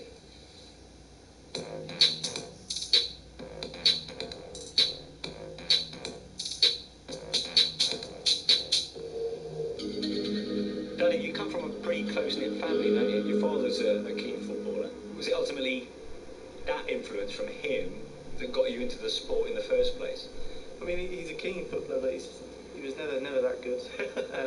I know he's going to see this, so I just say that. But no, he's without a doubt the biggest influence on me and in my career. And it started from going out with him every day, teaching me new things. It was very tough on me, but it's worked out quite well. Just the tender age of 10 years old, to be told by your boyhood club Southampton that you're not good enough. Can you clearly remember what that was like? Yeah, it was very upsetting, to be honest, because I can't remember exactly how long, but I was in the development centre for quite a while before they kind of made the decision, and the outcome was that I wasn't physical enough. But no, I kind of took on the chin after that. I was a bit upset for a while, but I just got on with it. They have to be Danny Ings, isn't it? Burnley is where you first made your name. How special does that make this weekend's fixture? Yeah, it's always nice to go there and play. It was a club that transformed me from a boy to a man, really, when I went up there. I kind of had to have thicker skin. And how important was the relationship with Sean Dyche? Yeah, it's very, very important. I found it very tough when he first came in. At first, I don't think he kind of saw me as an out-and-out striker, so I was kind of playing a little bit on the wing. And then when he gave me the opportunity to step in as a striker, I was hungry to learn. Ings through the middle! There was still plenty of work to do, and Ings does it with a plum. So I managed to grasp that and kind of develop under him and got success from it. So I'm looking forward to going back. Danny Ings for Liverpool! Big moment for him! The upward trajectory continued with a move to Liverpool. how do you look back and reflect on your time at Anfield? When I first went from Burnley, it was a bit daunting, really, with some of the big names that we had there. But I settled in really, really quick. And apart from the obvious with the injuries, I had a fantastic time there, and I really learnt a lot under the two different managers that I had and the players. So, you know, I'm extremely grateful for that experience. Obviously, I'm gutted it didn't work out, but that's football. It was probably the best decision that I've made throughout my career to go and try and express myself somewhere else. And, you know, I'm happy that I've done that. Sensational stuff from Danny Ings. Your hopes and dreams with Southampton and maybe with England, what's your ambitions on that front? Now that I've got, you know, my foot back in the door with England, that's the environment that I want to stay in. If I can keep up the consistency at club level, hopefully I give myself a platform to be in and around those squads. Danny Ings scores! It is 5 games in a row. Last season was fantastic. I felt the best I've felt in years. The stats were backing that up as well, so I was super happy and excited for this season as well. Is there a part of you that's making up for lost time right now? Oh yeah, you could say that, yeah. I see every season as an opportunity to be better than the season before. I truly believe that my best years are in front of me, and that's really exciting. You know, I don't regret anything. There's always been ups and downs. There is in everybody's career. So to be here now is rewarding, but it's something that gives me hunger to improve and become even better. He speaks well, Danny Ings. I'm sure Papa Ings will have something to say in response to all that. But we heard from Kevin De Bruyne on the programme last week, and he said he voted for Danny Ings as his Player of the Year. I mean, he obviously rates him very highly, and he is one of those players, isn't he? Loved by his teammates, and when he's fit, Dion, he is an impressive striker. He is Dan. I think it's about 3 years he's been out overall with injuries, but you know, 2 ACLs as well would have slowed him down somewhat, but he's fit, he's flying, and when he is fit and flying, he's as good as anybody. His finishing's very good, he scores all types of goals, he's very, very fit for his age. Look at the composure, doesn't panic, and that's the thing as a centre-forward, he has that, and Martin will tell you as a centre-half, he has that, where when the chance arises, that's when he calms down. He does all the frills, all the spills, gets in the right areas, and then he goes calm. Naturally he does that, Danny Ings. He's a very, very good centre-forward. And he's essential to Southampton, and they've had a really sticky start. It's strange, though, isn't it, considering how well they finished things? I just think it's Hassan Hurtel wants to play this sort of very pressing game, a bit like Liverpool do. And they were completely open against Spurs recently, really high line, done for pace, balls over the top. When he gets his team fit and plays the way he wants, they'll be okay. But perhaps as a manager, he needs to find another way to play until the team are fit enough. Danny Ings, you mentioned those injuries. I think he got his first injury just a couple of months after turning up for that big move to Anfield. Do you think a player like that, will he ever get the opportunity to play at a top-tier club again? Yeah, listen, if you keep doing goals, you cannot ignore goals. If you keep scoring goals, how can you ignore him? You know, whether he'll get that chance to go right to the top again, I don't know, but he's giving himself every opportunity down at the moment to get himself back to where he needs. When you're faced with not playing football every week, and that is really the oxygen, isn't it? For you to play football and you sit and watch other people. He's gone to Liverpool, it didn't happen. He's come back from really bad injuries and shown how good he is. And mentally he's really tough. So I think he's just enjoying every game, every week, and the chances will come his way, and he'll be putting those away as time goes on. I think Hassan Hurtel will want to try and get Southampton to the point that we're talking about. He'll want to take Southampton to that point, and Danny might want to be part of that. We mentioned Burnley on the programme last week, and I think it's Sean Dyche's 400th game as manager this weekend. So all the best to Sean Dyche. Oh, yeah, definitely. What have you made of their start to season? Tough. They've looked without the 2 central defenders. But you know, you expect them to do well, but they haven't bought anybody, and it's getting ever difficult for Burnley to stay in the Premier League. Yeah, and that is the issue that Sean Dyche has been talking about as well. So just one 3 o'clock kick-off today, and it's second against fifth at the moment. We talked about this a little earlier on. 2 teams are Everton and Crystal Palace, both with 2 wins out of 2. Will Perry is there for us today. Will, lovely to speak to you on the programme. Happy new season. I don't think we've spoken to you so far. Let's start with Palace first of all. 2 games in, they're scoring goals, keeping clean sheets. I think just a clean sheet in their first game at least. What is the anticipation, do you think, from the fans for the season that Palace could have? I Dan. Yeah, good to see you. Well, look, Roy Hodgson, if this is going to be his last season as Crystal Palace manager, of course he just signed that one-year extension last season. He is determined to go out with a bang, and what a start. 73 years old now, Roy Hodgson. He's been a football manager for 45 seasons, which is basically Dion Dublin's lifespan, take away, what, about 6 or 7 years. And look, everyone, I'm sure, had them in the mix to be going down if they were to pick their bottom three at the beginning of the season with the likes of Fulham or West Ham, West Brom, I should say, or be there or thereabouts. But look, the signings of Michy Batshuayi, Eberechi Eze, when you look at front 3 or 4 there, on the left, Wilfred Zaha, they're counting down the days, aren't they, until the 5th of October, till the window closes, to keep hold of him. And on the right, Andros Townsend, with, of course, Jordan Ayew in the mix as well. And Michy Batshuayi, as I mentioned, he came in on loan from Chelsea. So a big shout out as well to Tyrick Mitchell, the left back, who's 21-year-old, getting a lot of plaudits. The next Wan-Bissaka, but playing on the left-hand side. He's played both games, and as you say, Dan, 2 out of 2. Couldn't have started much better, could it? Getting that win against Southampton here at Selhurst on the opening day, and then going to Old Trafford, big team Manchester United. They haven't won their first 2 Premier League games in their history as a club. One thing I've got to mention, Dan, that came out of Crystal Palace, Andros Townsend. I mean, Roy Hodgson sort of said not too keen about Andros Townsend's media career. He said he wouldn't do it in his sort of late 20s. Give it a few years, and then he can have a crack at that. But Andros Townsend let a secret slip this week. He says that every time that Palace win, they play the Wenger boys, boom, boom, boom, boom, I want you in my room, in the dressing room after every single win, which of course they did for the 2 games this season as well, which is an unbelievable image, really, of Ray Lewington and Roy Hodgson apparently just tapping his feet along the floor to that, which is one of the greatest images of the season in my head. That's a beautiful image, and I love the way you sort of half sang it along there, Will. It was also lovely. What about Everton? I mean, scoring for fun, but they are letting them in the other end as well. But just like Palace, great start to the season. Yeah, I think, well, the Liverpool fans are already calling those Everton supporters the noisy neighbours. We've heard that in Manchester before, haven't we?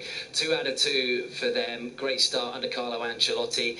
And look, the signings are taking all the plaudits, aren't they, so far? The likes of Abdoulaye Doucouré, who they brought in from Watford. Of course, James Rodriguez, a signing from Real Madrid, and Alan from Napoli as well. Carlo Ancelotti's worked with Alan and Rodriguez before he won the title, the La Liga title at Real Madrid and the Bundesliga title at Bayern Munich with Rodriguez.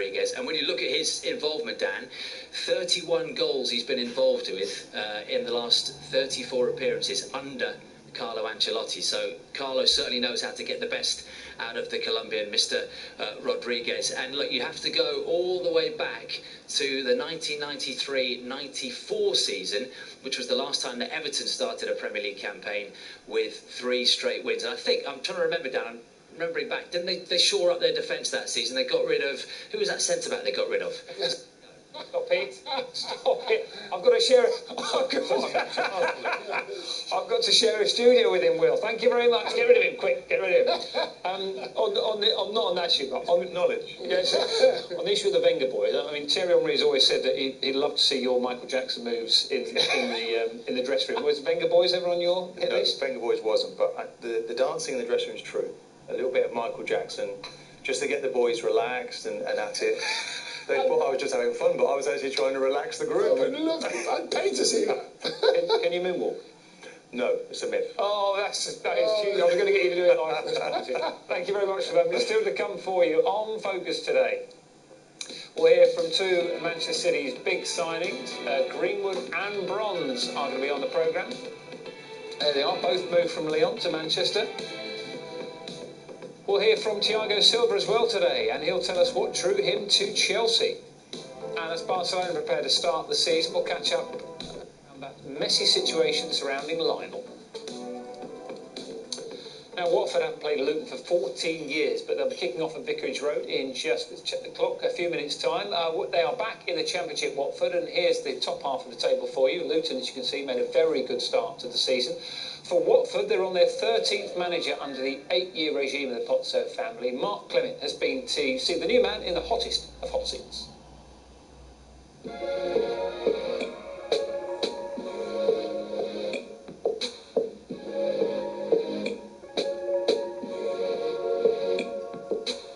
I know everybody always asks you this question, but the turnover of managers, coaches before you can live with that pressure? Believe me that I don't think about what's happened in the past. You know, I take decision to come here and to work for the Watford FC. I know what is my job, and I know what they want to do. The life of one manager is not easy, you know. Our suitcases every time is, how we said, ready. Yeah. But believe me that I don't have this kind of the pressure in my mind. Tell me what it is like to manage in Greece, then manage in Israel, and come to England. How do you adjust? In my job, you need to adjust as fast as possible to understand the football, the quality of the league, and the players who work with you. With all these things, you need to prepare your team to succeed, to have this goal to the end of the season. How much does it take out of you having to adjust to a new manager, which, let's be honest, Tom, has happened quite a lot over the last few years? Yeah, I think, I suppose it's clean slate for everyone, really, and the emphasis with our new manager has been that everyone who trains well will play, no matter what age, what history, and so it's always a new start and a clean slate. What did you find when you got here? What was the atmosphere and the mood like? Because obviously, very quick turnaround between seasons. To be honest, it was not easy. The players is not on the good psychology moment, and you need to work with them a lot, not just to the pitch and out of the pitch, and to talk with them, to explain them what is our goal for next season, and to work hard. And after 5 seasons in the Premier League, Watford are sliding down into the Championship. How painful is it when you go through a relegation like that? Yeah, it was very painful. It was a difficult year, both on and off the pitch. After Arsenal, obviously gutted for a couple of days, but then you think there's only a 3-week break this year, and I think that helped get over it, really. 3 weeks to dust yourself off and come back stronger. Have you got to get promoted this season? We'll give our best. All of us want to do it. All of us have the same goal, but you know, it's not easy. The best football in the world is here, and Championship is the one competition where you have a lot of good quality team. We must be ready game by game to fight for the every point. As death stares go, he's got one, hasn't he? Yeah, I think that was the first thing that we all discussed on his... Quite terrifying, actually. His unveiling, yeah. We were all like, oh, we could be in for a tough time here. Nah, listen, I'm just serious in my job, in the private life, you know. Maybe I'm a little bit different. He's approachable, he treats everyone like men, he's very straightforward with you, and but yeah, he has got the stare to bring fear into you. They're a very interesting club, Watford, aren't they? They've got this sort of habit of going for managers who aren't on the obvious list of candidates, and they turn them over a lot. They survived in the Premier League for many years, and now back in the Championship. Yeah, and it's from the outside looking in, you'd think, not another manager, but it's just the way they do things, you know. Chelsea do a similar thing as well. They may turn over their managers very, very quickly, but for Watford, they've found a way that they think works. On this occasion, it didn't work when they went down, but they won't change their philosophy. They'll keep doing it. They've got players to keep hold of, and you know, it's a very, very tough job for them, Martin, to bounce back. And that's the issue, isn't it? Holding on to whether they hold on to those players or sell them on. That spinning of managers in the end ultimately cost them their Premier League status. And you're right to think that's going to change. But you know, you already know this manager's on, is on borrowed time. They've won one, lost one. How he now manages it with all these players, there's a lot. Decore is the only one that's really gone. There's probably 8 players in there that are clubs are interested in. So it's going to be a busy time between now and the end of the transfer window. Who he can hold on to is going to be all important. So that's it's not going to be easy for them. I will let you know if there's a goal in that early game for you. Watford against Luton. Isn't that the sort of fixture, isn't it, that fans would love to see, love to be there for?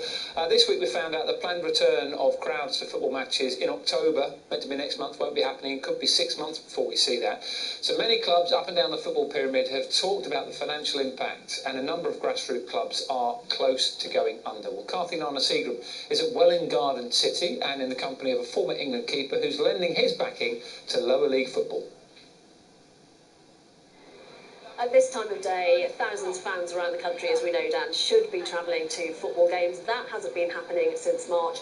Here at Welwyn Garden City, they have had some fans. It's a non-league football club, so they can come to games. But also there are 38,000 grassroots clubs across the country who let millions of children come and play football at any ability. It's just a chance to get out into the fresh air, into the sunshine, and play football, be part of the community. But the problem is, around 10% of those clubs are saying that within 12 months they might not be here if things continue as they are. So I do have here with me Welwyn Garden City Chairman Ray Fiveash and also the former England goalkeeper David James, towering above me over there. We know all about your exploits when it comes to the top end of the game, but what are your memories of lower league football and of playing local football? Yeah, I mean, my memories are grassroots. Fond memories, especially of here in Welwyn Garden City Football Club. The pitch behind us is where we won the County Cup for Pangsanger in, I think, 1985. Yeah, and an important part. Without grassroots football, I would never have had my international career, which you so nicely referred to there. Thank you. Ray, what are the finances for a club like this, and how much has it been a struggle? Well, it's been a struggle because people don't realise it costs between 80 and 100,000 to run a club at this level of football. Unfortunately, with the COVID-19, the shutdown of the club because you couldn't use the bar is a great asset to the club for financial-wise. The biggest problem we got is its sponsors cancelling because they couldn't afford it. And without the sponsors, we really do struggle. 3 in 10 children, David, haven't returned to football across the country. In London, it's much higher. 55% of children haven't returned to grassroots football. What does that do for them and for grassroots football if they don't return at all? Well, I think people understand from the aspect of grassroots, it's not just about these young kids here playing football, it's about the standing that grassroots clubs have in the community. And as Ray said, you know, we're talking about the bar. I was here the other day for an FA Cup match, chatting with some guys. The facilities can't be used, we can't play darts anymore. The pandemic has had a damaging effect and will have possibly a longer lasting damaging effect on grassroots football. How much do you rely on volunteers or the community as well, Ray? Well, the club is actually run by volunteers, the bar staff, the people doing the pitch, and going back to the pitch, that costs an awful lot of money just to do the pitch. You've got the kids' football, we've got managers, coaches for the senior side. We do actually look after 400 plus, probably nearer 500 players in this club, and that takes an awful lot of organisation. Fortunately, we've got lots and lots of people who work very, very hard. Okay, Ray, David, thank you very much. Enjoy the grassroots football that's going on here. It's not a very positive picture, I'm afraid, Dan, at the moment, but people can get involved with your local community. You don't have to be a parent, you can just come and volunteer, and for some clubs, a few £100s will make a huge amount of difference. Kathy, thank you very much for that. Great to hear from your guests as well. And football is one of those sports, like many others in this country, which is held up by volunteers at that level. I don't know if you saw Frank Lampard talking this week about trying to get that finance coming down to the lower leagues in football. He said there's that, Premier League have a heart. I think they paid for Barnsley players to have COVID tests before their game in the Cup this week. But you also hear from Rick Parry, chairman of the EFL, talking about the seriousness of this situation. How many clubs are on the edge at the moment? It's a perilous situation, and it's how we get money to the lower league teams. The Premier League's very different, and I know it's difficult to hear it, and it almost feels like political warfare. If you mention the government should step in and help football, we're not really talking about the Premier League. I mean, football perhaps should help itself, and the Premier League should maybe offer loans perhaps to the lower league teams to carry on. But when you look at the Championship and the money that's being paid there, which is one step away from the Premier League, that's a little bit difficult for them to fund that. And they're having lots of difficulty themselves because it's a major contract to some of the players. So, do the players have to take that money? Does that money get filtered down? It's all things for discussion. Yeah, it's so important, Dan. What I will tell you, we play grassroots football. It's so important that is looked after. And that has enough finances to keep producing, for kids to go, boys, girls, to go and enjoy their day and filter through the system. I don't think it's just finances that's crippling where we are at the moment. The pandemic has, there's no people coming through the gates, there's no money coming in. So I think there's a mixture of the two. I listened to Rick Parry on the radio yesterday, and I think the point that he was making is this has sort of been the kick up the backside to see if there's a different funding model out there. And he says, we can't pause League 1 and 2, we've got to remain relevant. And his worry was, if you go into hibernation, do you ever come out of it? because those lower league clubs, there's £440 million worth of money that is put in by owners to keep those clubs afloat. Now, some of those have had bad years. You've got no gate receipts as well. So you've got clubs on the edge. And he says, we've got to look at the funding model and change that so that clubs can be self-sufficient. And that, I suppose, it's a huge debate. Yeah, it is. But hopefully, there's an answer in there somewhere. It's a huge debate. I don't think it can be the primary responsibility of the Premier League to make sure that all the smaller clubs are okay. I think they have a part to play, and they will play their part. They will play their part. Looks like, aren't we? Absolutely, yeah. You know, it's the rich and poor. And now they're going to share some of that money, some of that wealth. But they will, Martin. The money in the Premier League is absolutely astronomical, isn't it? Huge billions of pounds, and some of that needs to find its way. This is a chance to realign itself, maybe a Premier League 1 and 2. But I'm really worried now for Division 1 and 2. We're just jealous we're not in the game now. Okay, well, it's good to hear your thoughts on it, though. Now, it's a quarter-final weekend in the Women's FA Cup. Over the summer, we saw plenty of high-profile names signed for WSL clubs. World Cup winners, star internationals have been snapped up, and two of them, Lucy Bronze and Alex Greenwood, joined Manchester City, and they've been speaking to Ailey Barber. Why would you want to speak of Ailey? Nobody likes her.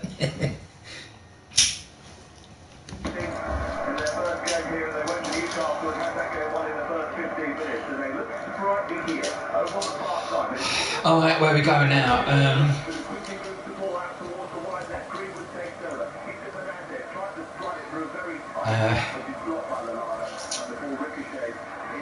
Cara or Geardrifil? Now, Geardrifil. She's got blind and Valhalla stomping shit.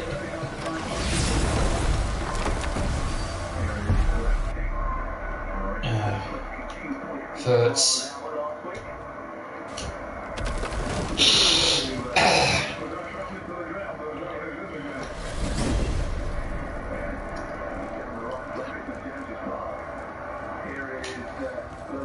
Sweeping the ball out elegantly to Lamptey right on the touchline on this near side. Then he finds Stromberg kick towards the near post, away by Lindelof, who anticipated the run of Connolly, who was on the edge of the 6-yard box, and Harry Maguire, who looked a giant standing next to Aaron Connolly, managing to clear the ball up towards the halfway line. But as Tarek Lamptey told us in the package earlier, on game day on top of the floor, it's all about hiking now.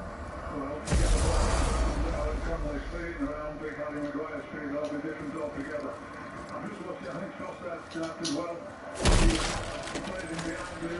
Did get that one up there, didn't I? Yeah.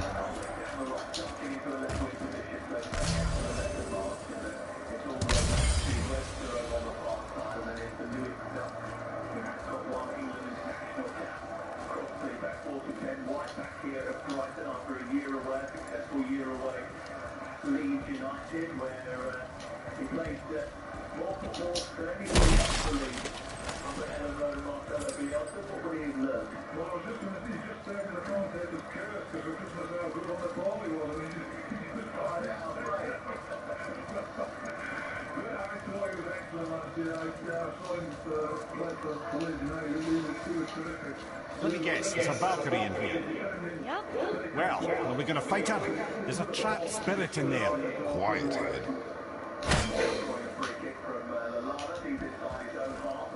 Here we go again.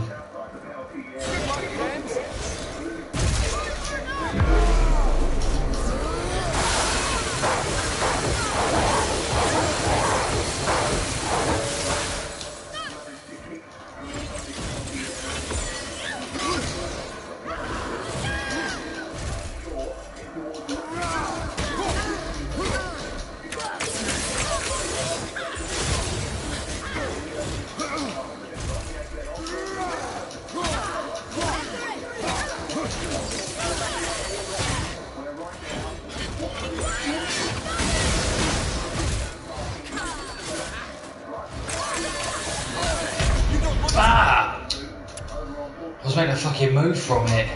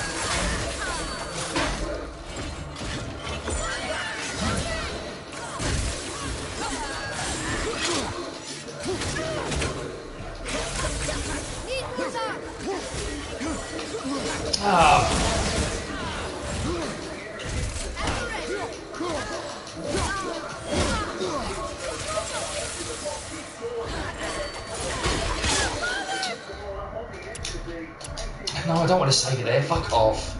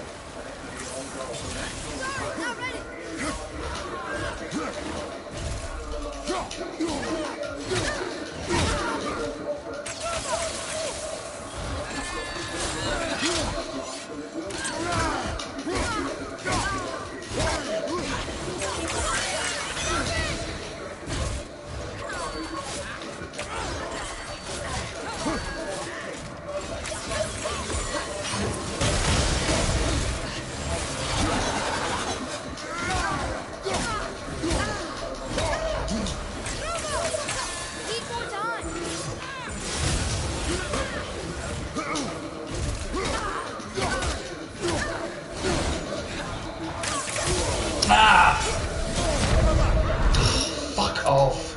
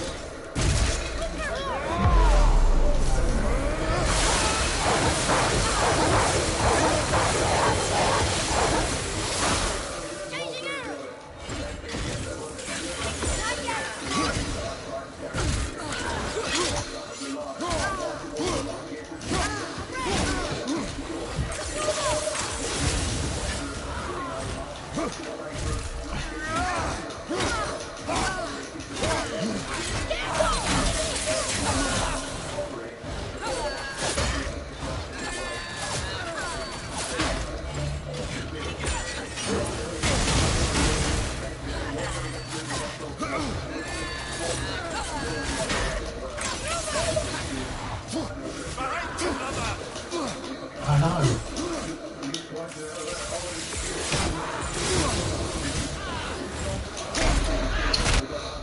Fucking hell.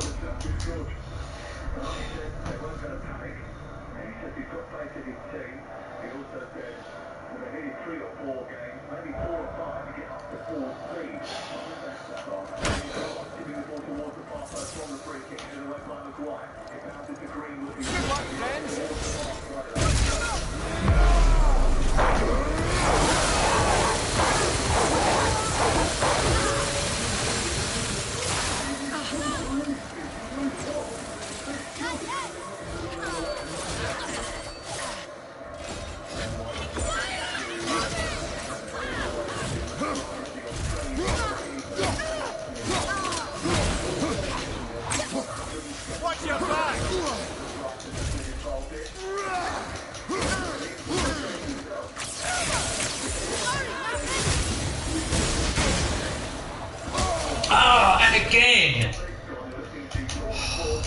Fuck's sake.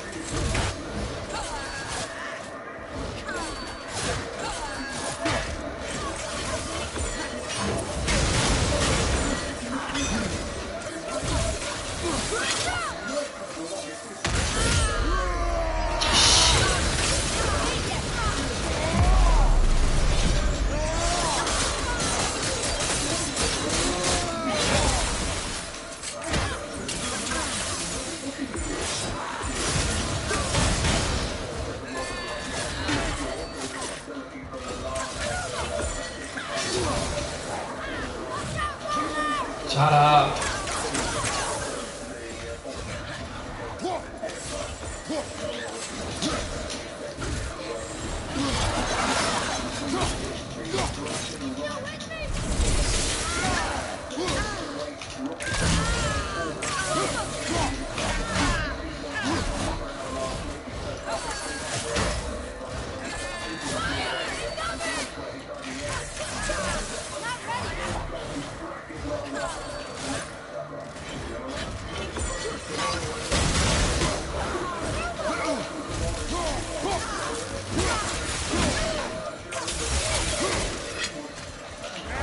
Done.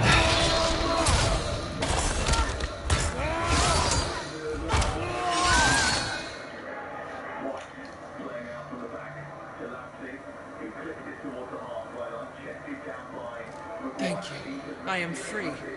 But why was I imprisoned? We think your queen did this to you. But why would Sigrun hinder our duty? That's the mystery we're trying to solve, milady.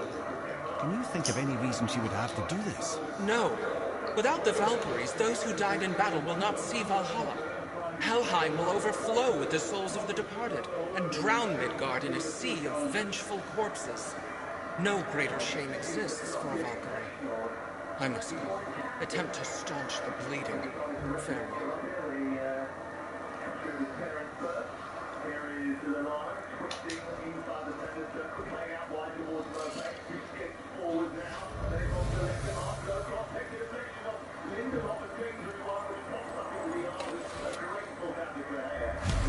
I believe you have my answer.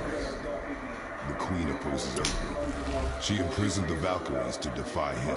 Sigrun hated Odin, no doubt about that. But her duty, her responsibility. Would she really forsake these things to get back at Odin? I don't believe it. I do. Hate is stronger than duty. We have to find the queen. We have to stop her. I'm sorry, man. Aye, don't be sorry, lad. Sigrun brought this on herself. Only wish... Well, wishing only gets you so far. How will we find her? I'm afraid I don't know. She could be anywhere, any realm. We'll find her. We have to. All of Midgard is counting on us.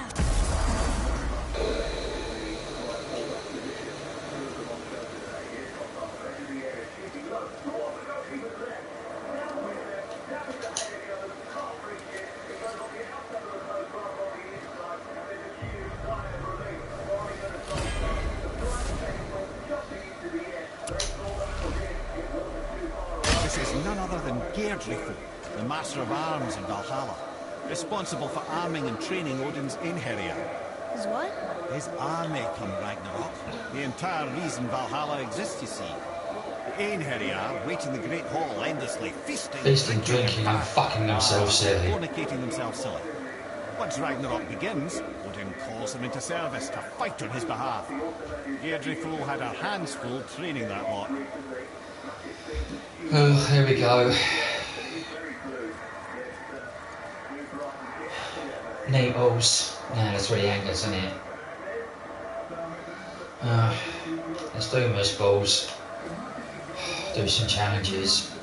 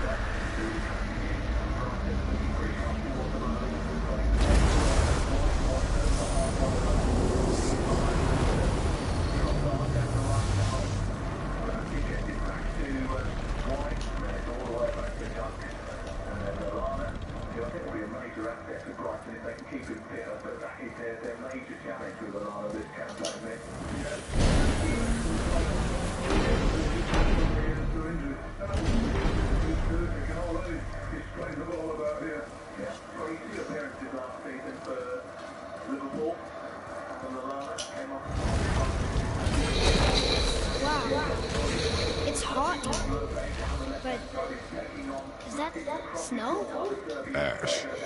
It only falls like that for great fires. The whole realm is a great fire, the source of fire itself, and all the sun and stars, if legend is to be believed. Should we believe? I mean, we're here, and we're not on fire. Not yet. Well, you know, I suppose it's cooled considerably since the dawn of creation, hasn't it? Niflheim isn't exactly ice these days either. It's in the nature of things. Extremes are tempered by time. Fires burn colder, men grow old and grey, heads are chopped off and attached to belts. Such is life. Okay, Mimir.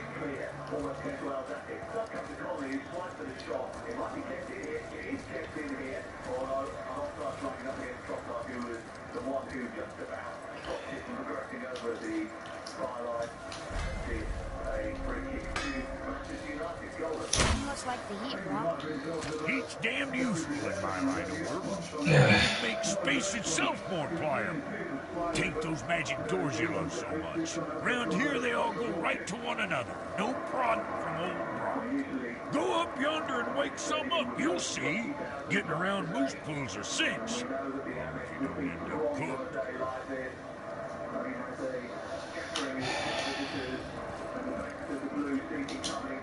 Another one here. This one's called Surtur. Must be a fire giant. Aye, the first and original. Makes a flaming sword. A weapon of legend. He fights Thor and Odin. But is that the past or the future? That may be a matter of perspective. Oh, here we go.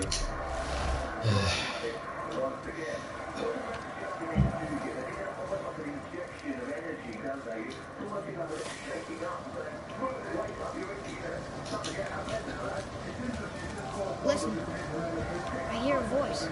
Another elf? I don't think so. It's coming from up there.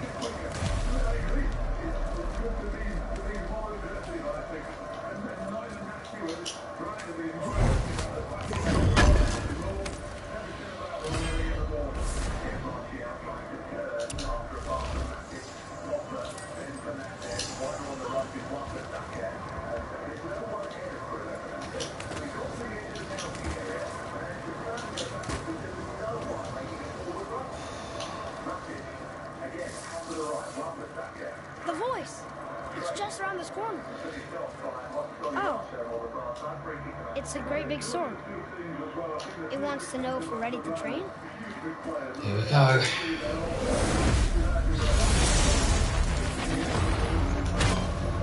The gate's closed. Prepare yourself, boy. Yes, sir. Look, Rounder!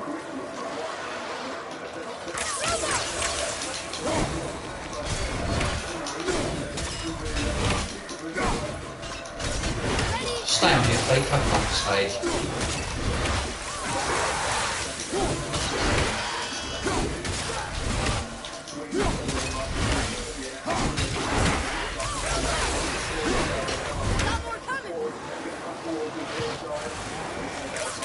Yeah, I've got behind me.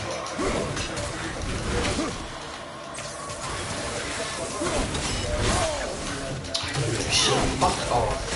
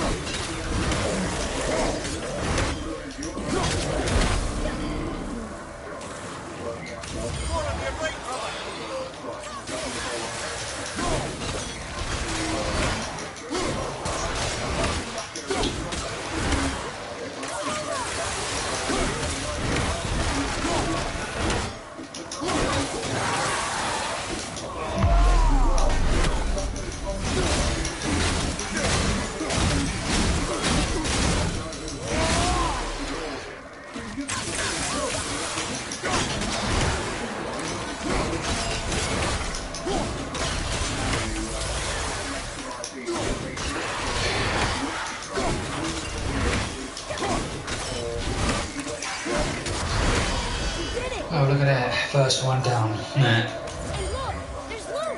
Wouldn't it be nice to find some incense just once? The smell of brimstone gets old quickly.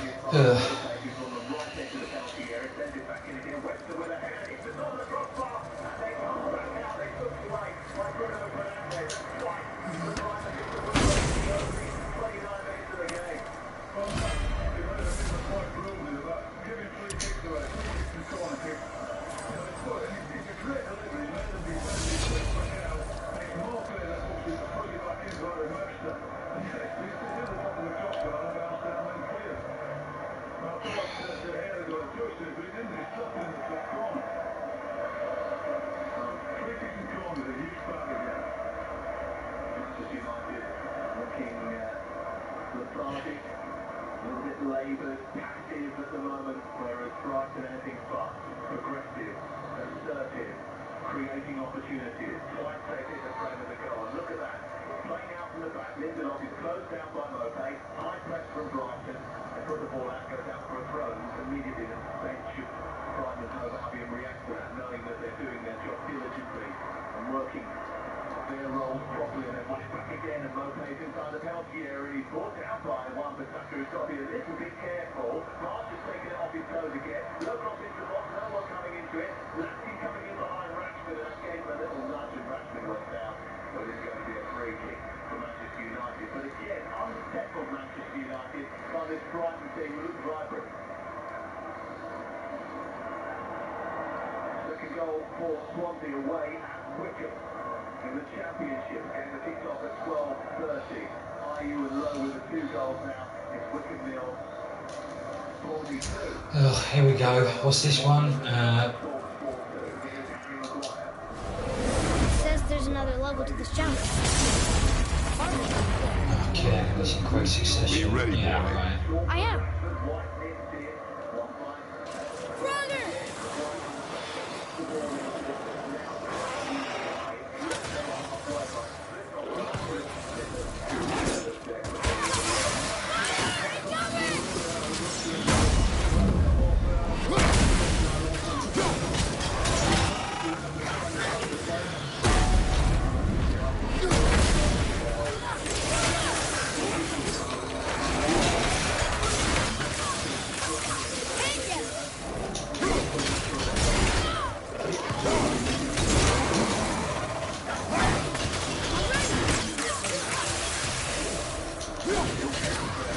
Hey, look at that. Wave complete. Oh.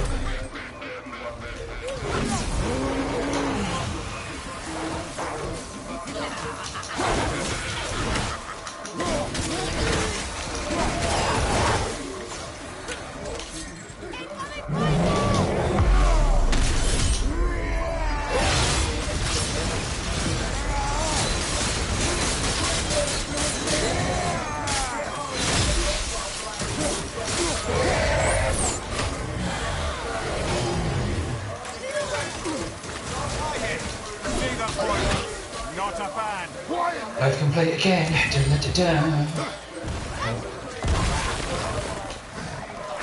Yeah, stag. Oh, fuck off.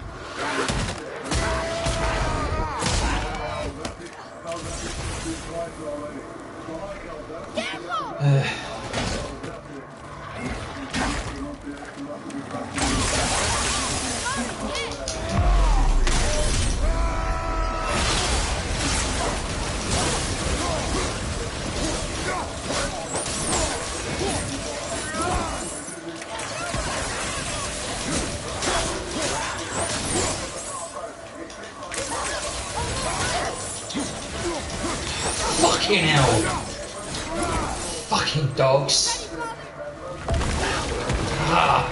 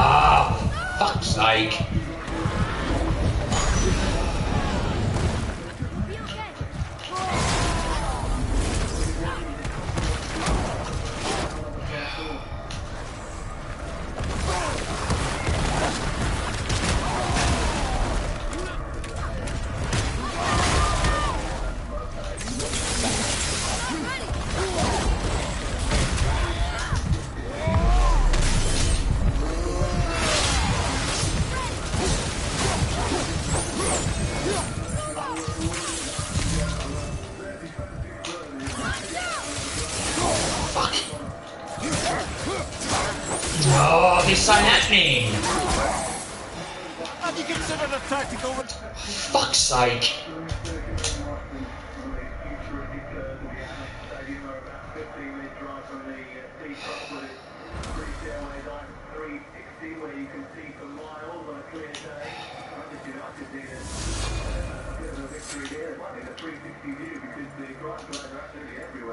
It says there's another level to this jump. Be ready, boy. I am.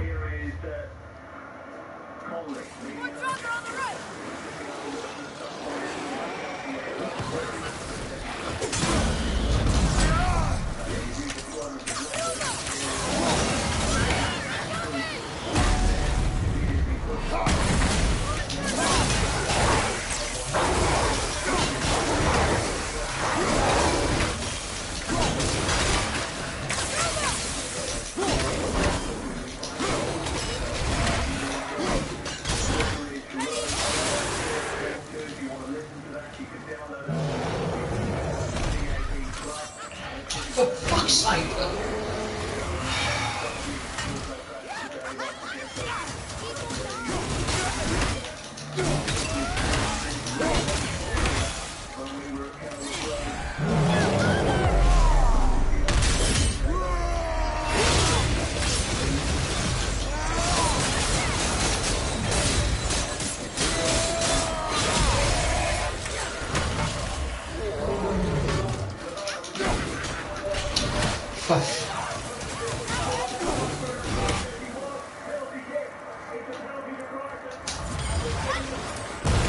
Here we go again.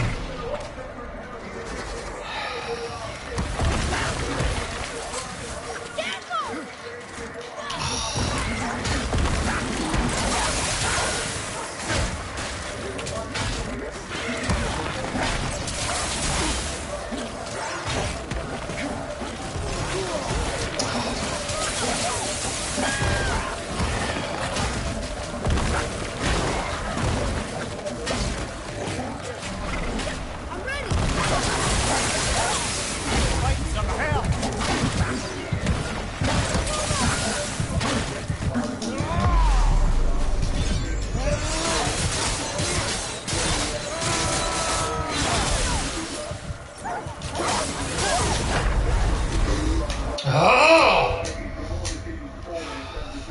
Fuck's sake.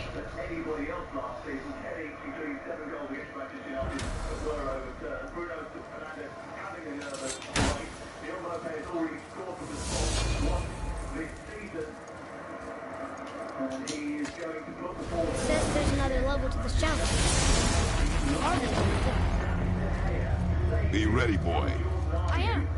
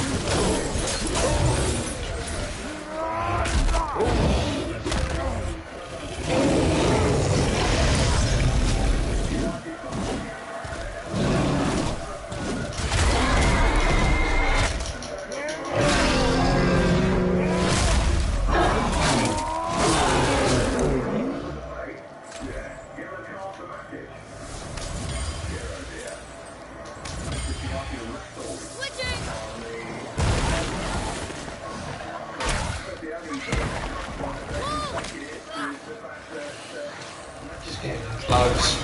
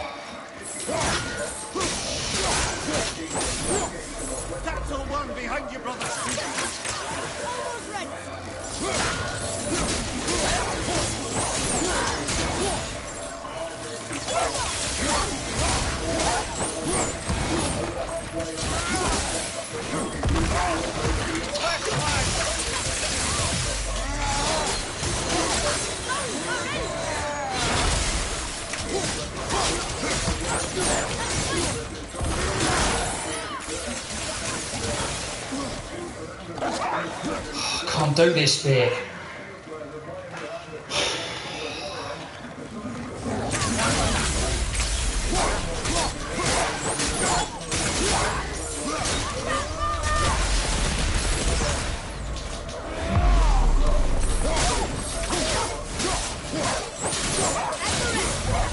Done.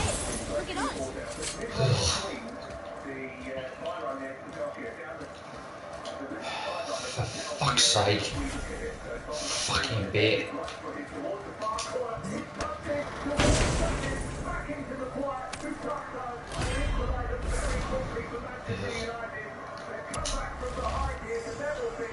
Another gate opened up.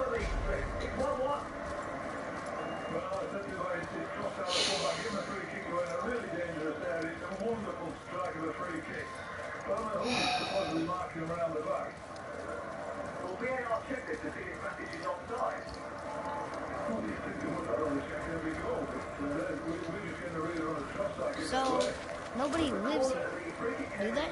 Only a fire giant could be at home here, and according to prophecy, we won't see them again till Ragnarok.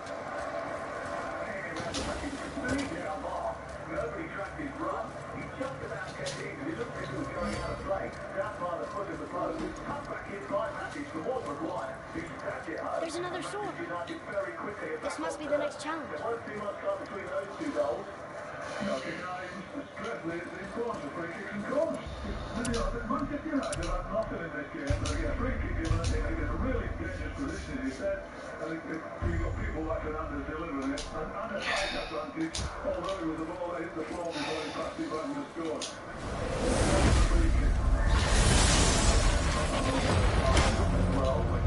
Here they come.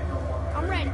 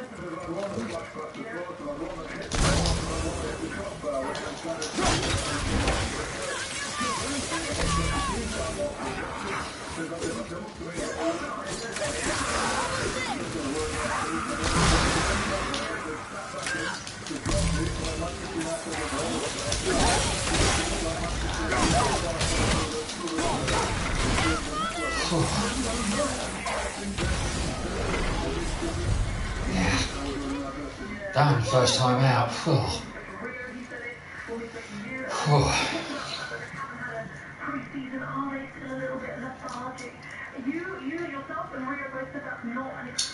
I'm not having that. No. It's their duty to be ready to go and to come back in terms of fitness. Yes, they might have had to be the touch with the ball because they've not been playing games and everything else, you know, but their cohesiveness together might not be. But fitness? No, I'm not having that. I'm trying to put more of it. I do think if Manchester United went out and thought, I'm not being a Manchester United, but right, we're gonna set this game. Right, enemies regenerate quickly. The combination of running and tackling and getting after them and earn the right to play.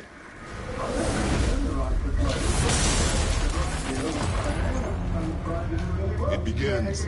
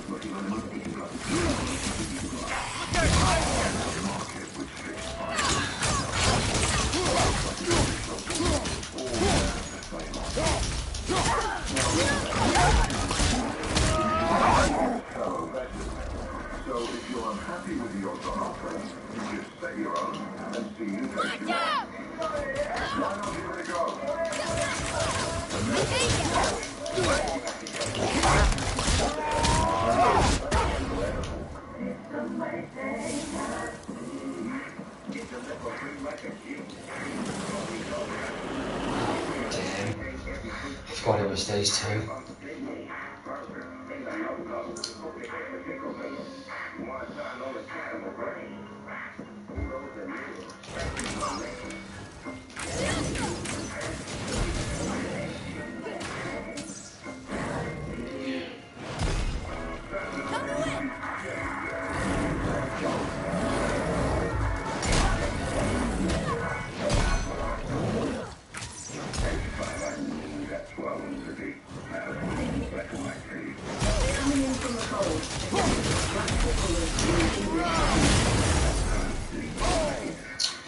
For fuck's sake!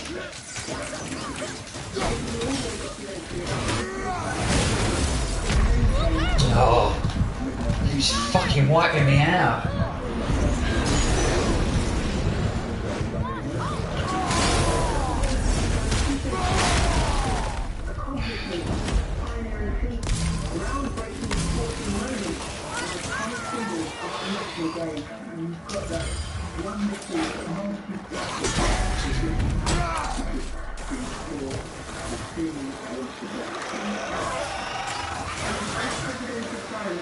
Story of how many individuals overcame adversity.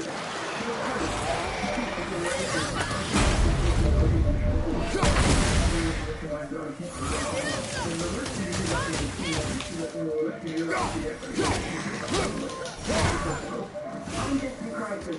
Join me for a 6-part podcast series starting the rise of black footballers in the main English professional game.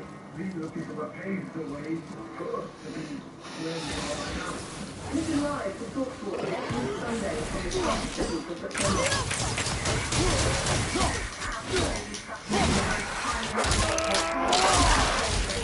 Black footballers in the English game match up.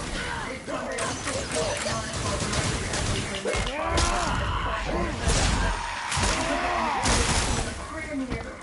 Professionals and there is also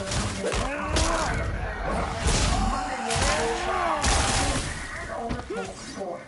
Okay, we are here at the Alex the Game exclusive. It is half time between Brighton and Manchester United. 1 to 10 minutes between those goals.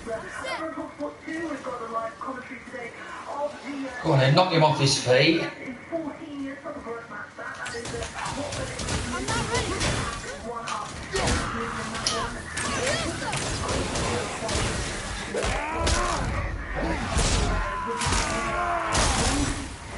Okay, let's get the latest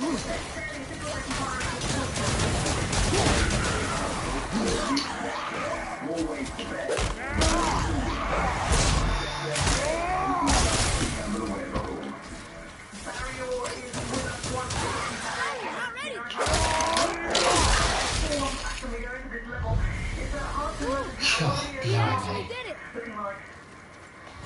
Yeah, halftime in-play betting on the Betfair Exchange Wrestling and Brighton are 9-2, 5.5. Man United 2.0 for you can back them back. You can back them back which is 21-20. You want the label at 2.06. Just a little over 21-20. You think Brighton or a draw is a possibility here. You could lay Man United to draw. There's the way through. Trading at around the 2-1 mark on the Betfair Exchange. Over on the sportsbook and correct score betting, you think it's going to stay 1-all? That's 16-5. A 2-1 win from Man United currently trading. No, sorry, that was Doug. 2-all draws, 6-1 chance. Okay, and with regard to Town today, he has David on for a draw, wasn't he? It's charity bet. He built a 10-game multiple of both teams to score. Mason Greenwood to score any time, and there's final scores for the draw. So he's just around the free so far. He needs Mason Greenwood to score and Brighton to equalise then for it to finish at 2-all, and we'll net £889 for the Bodymore Fund. Oh, we really, really hope so. Barry, great to talk to you that on Saturday. Atreus, follow me. Betfair returns accurate as of 10 minutes ago. For verification, you can see betfair.com. Over 18s only, conditions apply. Go to begambleware.org. Game day on TalkSport with Betfair. Always the best. I keep breathing it out. Imagine breathing it in from your throat stump. I really can't. Okay, Game Day Live with Adrian Durham is from 2:30 p.m. His next is Selhurst Park today, watching two teams with 2 wins each from their first 2 league games. Oh, wow. Against Yeah, It's a lava waterfall. It's a lava fall. Yes, this isn't at all terrifying, is it? I can't believe it's only one more brain than 20 years.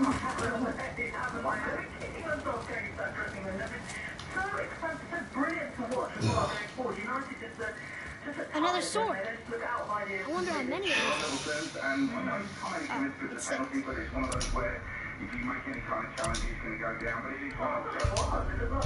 Yeah, but I didn't think it was. So.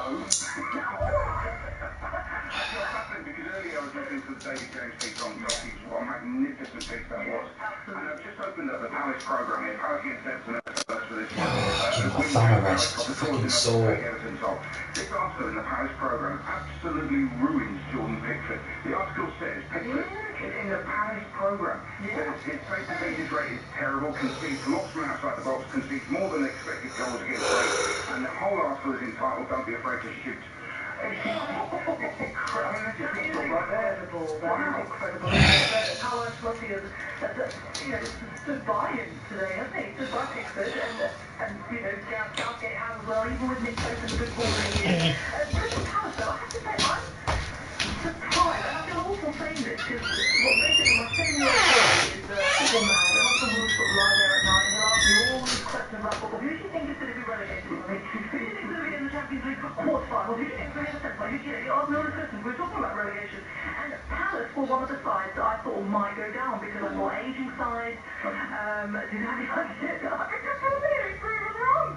Well, it's only early games. And actually, still in the build-up for this one, Roy Hodgson's talking about whether Zaha's going to stay or not. He actually said Wilfried Zaha's hoping somebody comes in to pay the market value for him. So I think they're still expecting that might happen. He's got a flying start to the season, Zaha. If he scores today, he's equalled his whole goal tally from last season, which is incredible. So he's flying, and they're building on that. And he's got a lot of defenders out as well. So Roy's done really well, to say the least. He has had a little pop at Andros Townsend about doing the TalkSport breakfast show in the build-up to this game. So let's see how Andros responds to that. But he's been playing well as well this season, Townsend. TalkSport for Andros Townsend, wasn't it? I love that. Taking that penalty at Bournemouth the other week. Speaking of Bournemouth, they're not playing today, but in the Championship, what are you looking forward to today?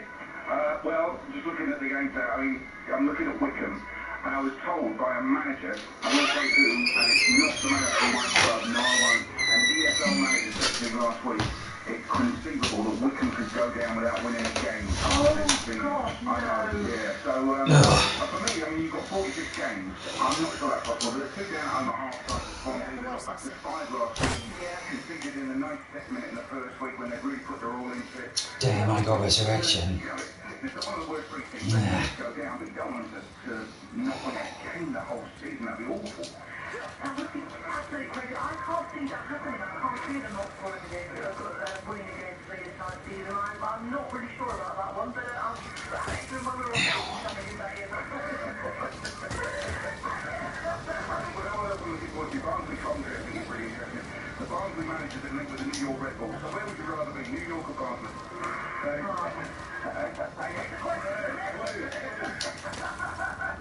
God, to be Barnsley. I was hoping you wouldn't overhear that one. Just for the guns back on there. It's Spanish into a Barnsley as usual. Have you ever been to New York? I've been to the New York City, but not them. Big night out there. Absolutely brilliant. Ladies and gentlemen, great talk to you as always. Enjoy Selhurst Parking out here at the Alex. The players are back out onto the pitch. Let's have the energy back here. Oh, this is Mick.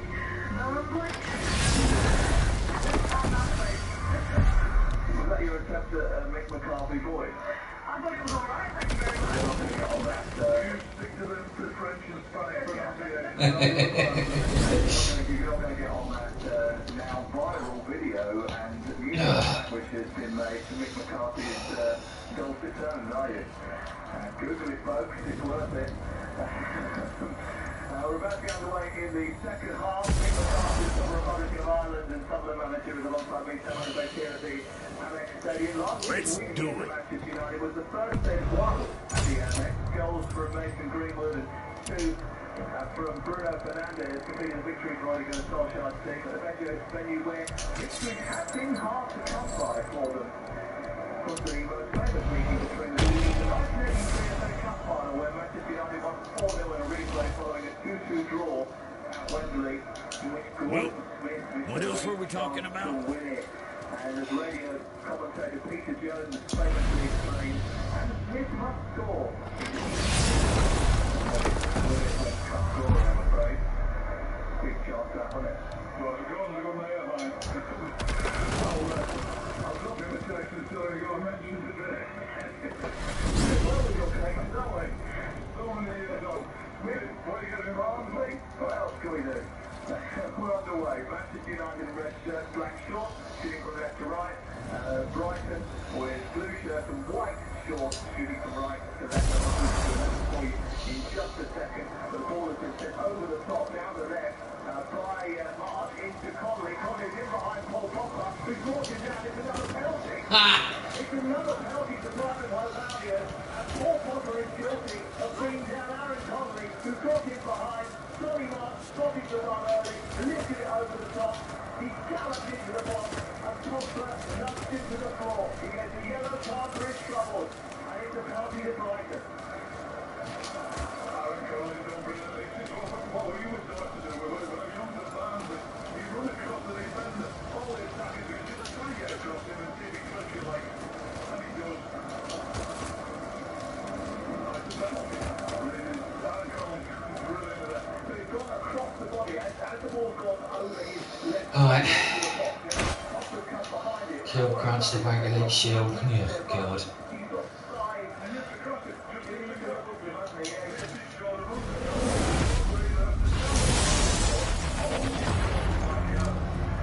Ready? Red. The first penalty, and I think the referee is going to check the VAR. Now, I mentioned to you earlier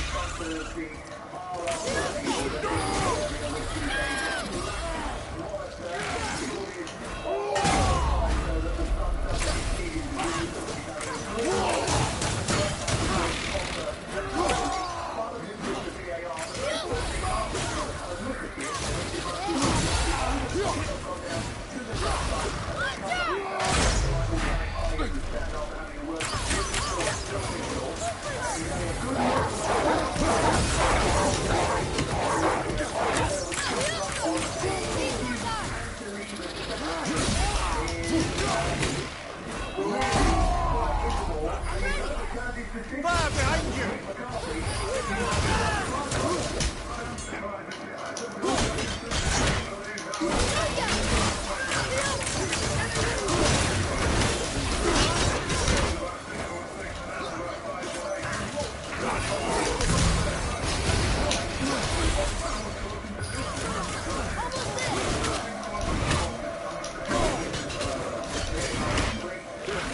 Watch your left!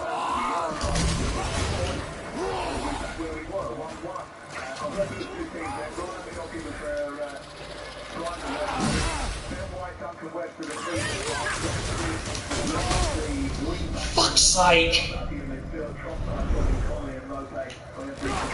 Left side, brother! Oh!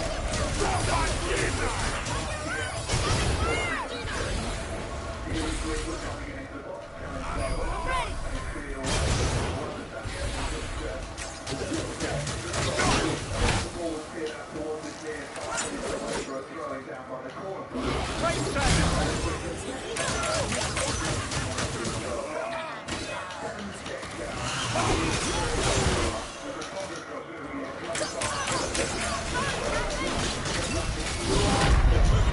No! For fuck's sake!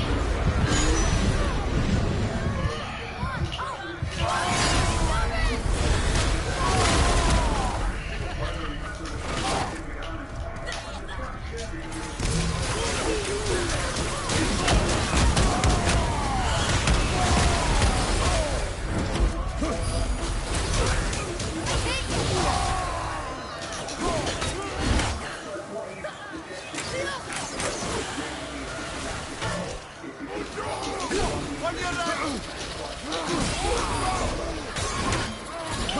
Oh, fucking move.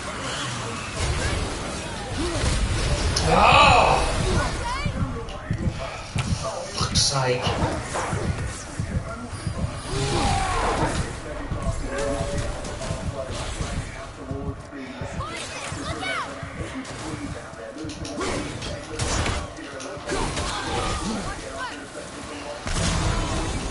Ah, fuck you.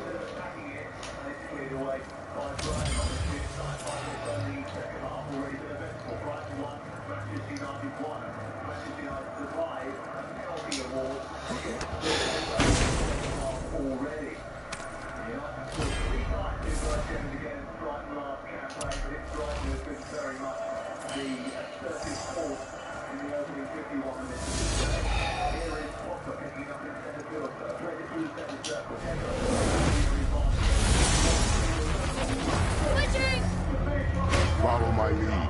Say the word.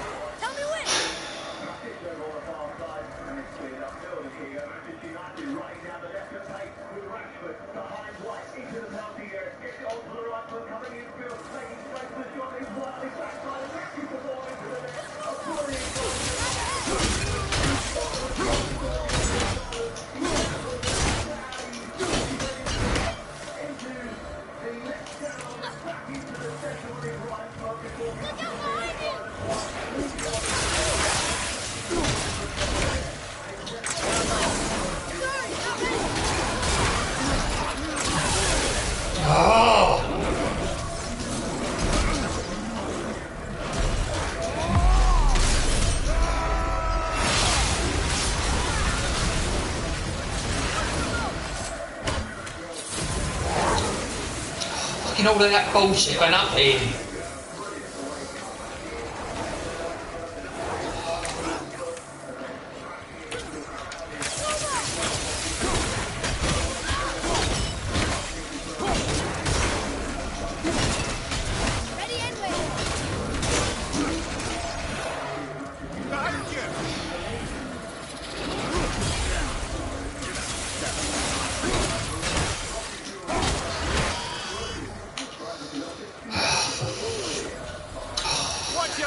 I hope we might fucking stay on one.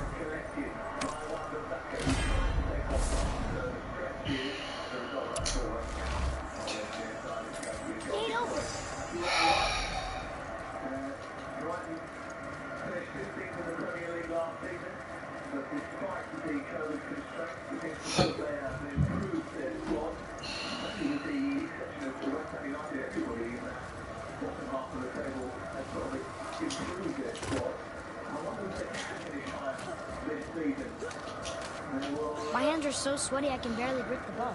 Well, my nose itches.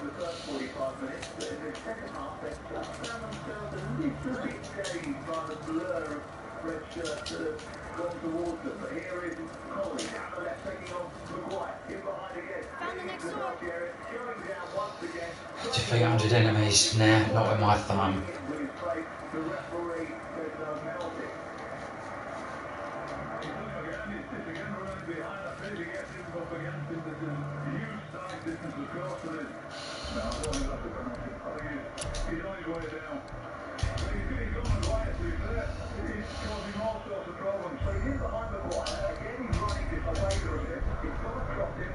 Let his body cross the body of Maguire.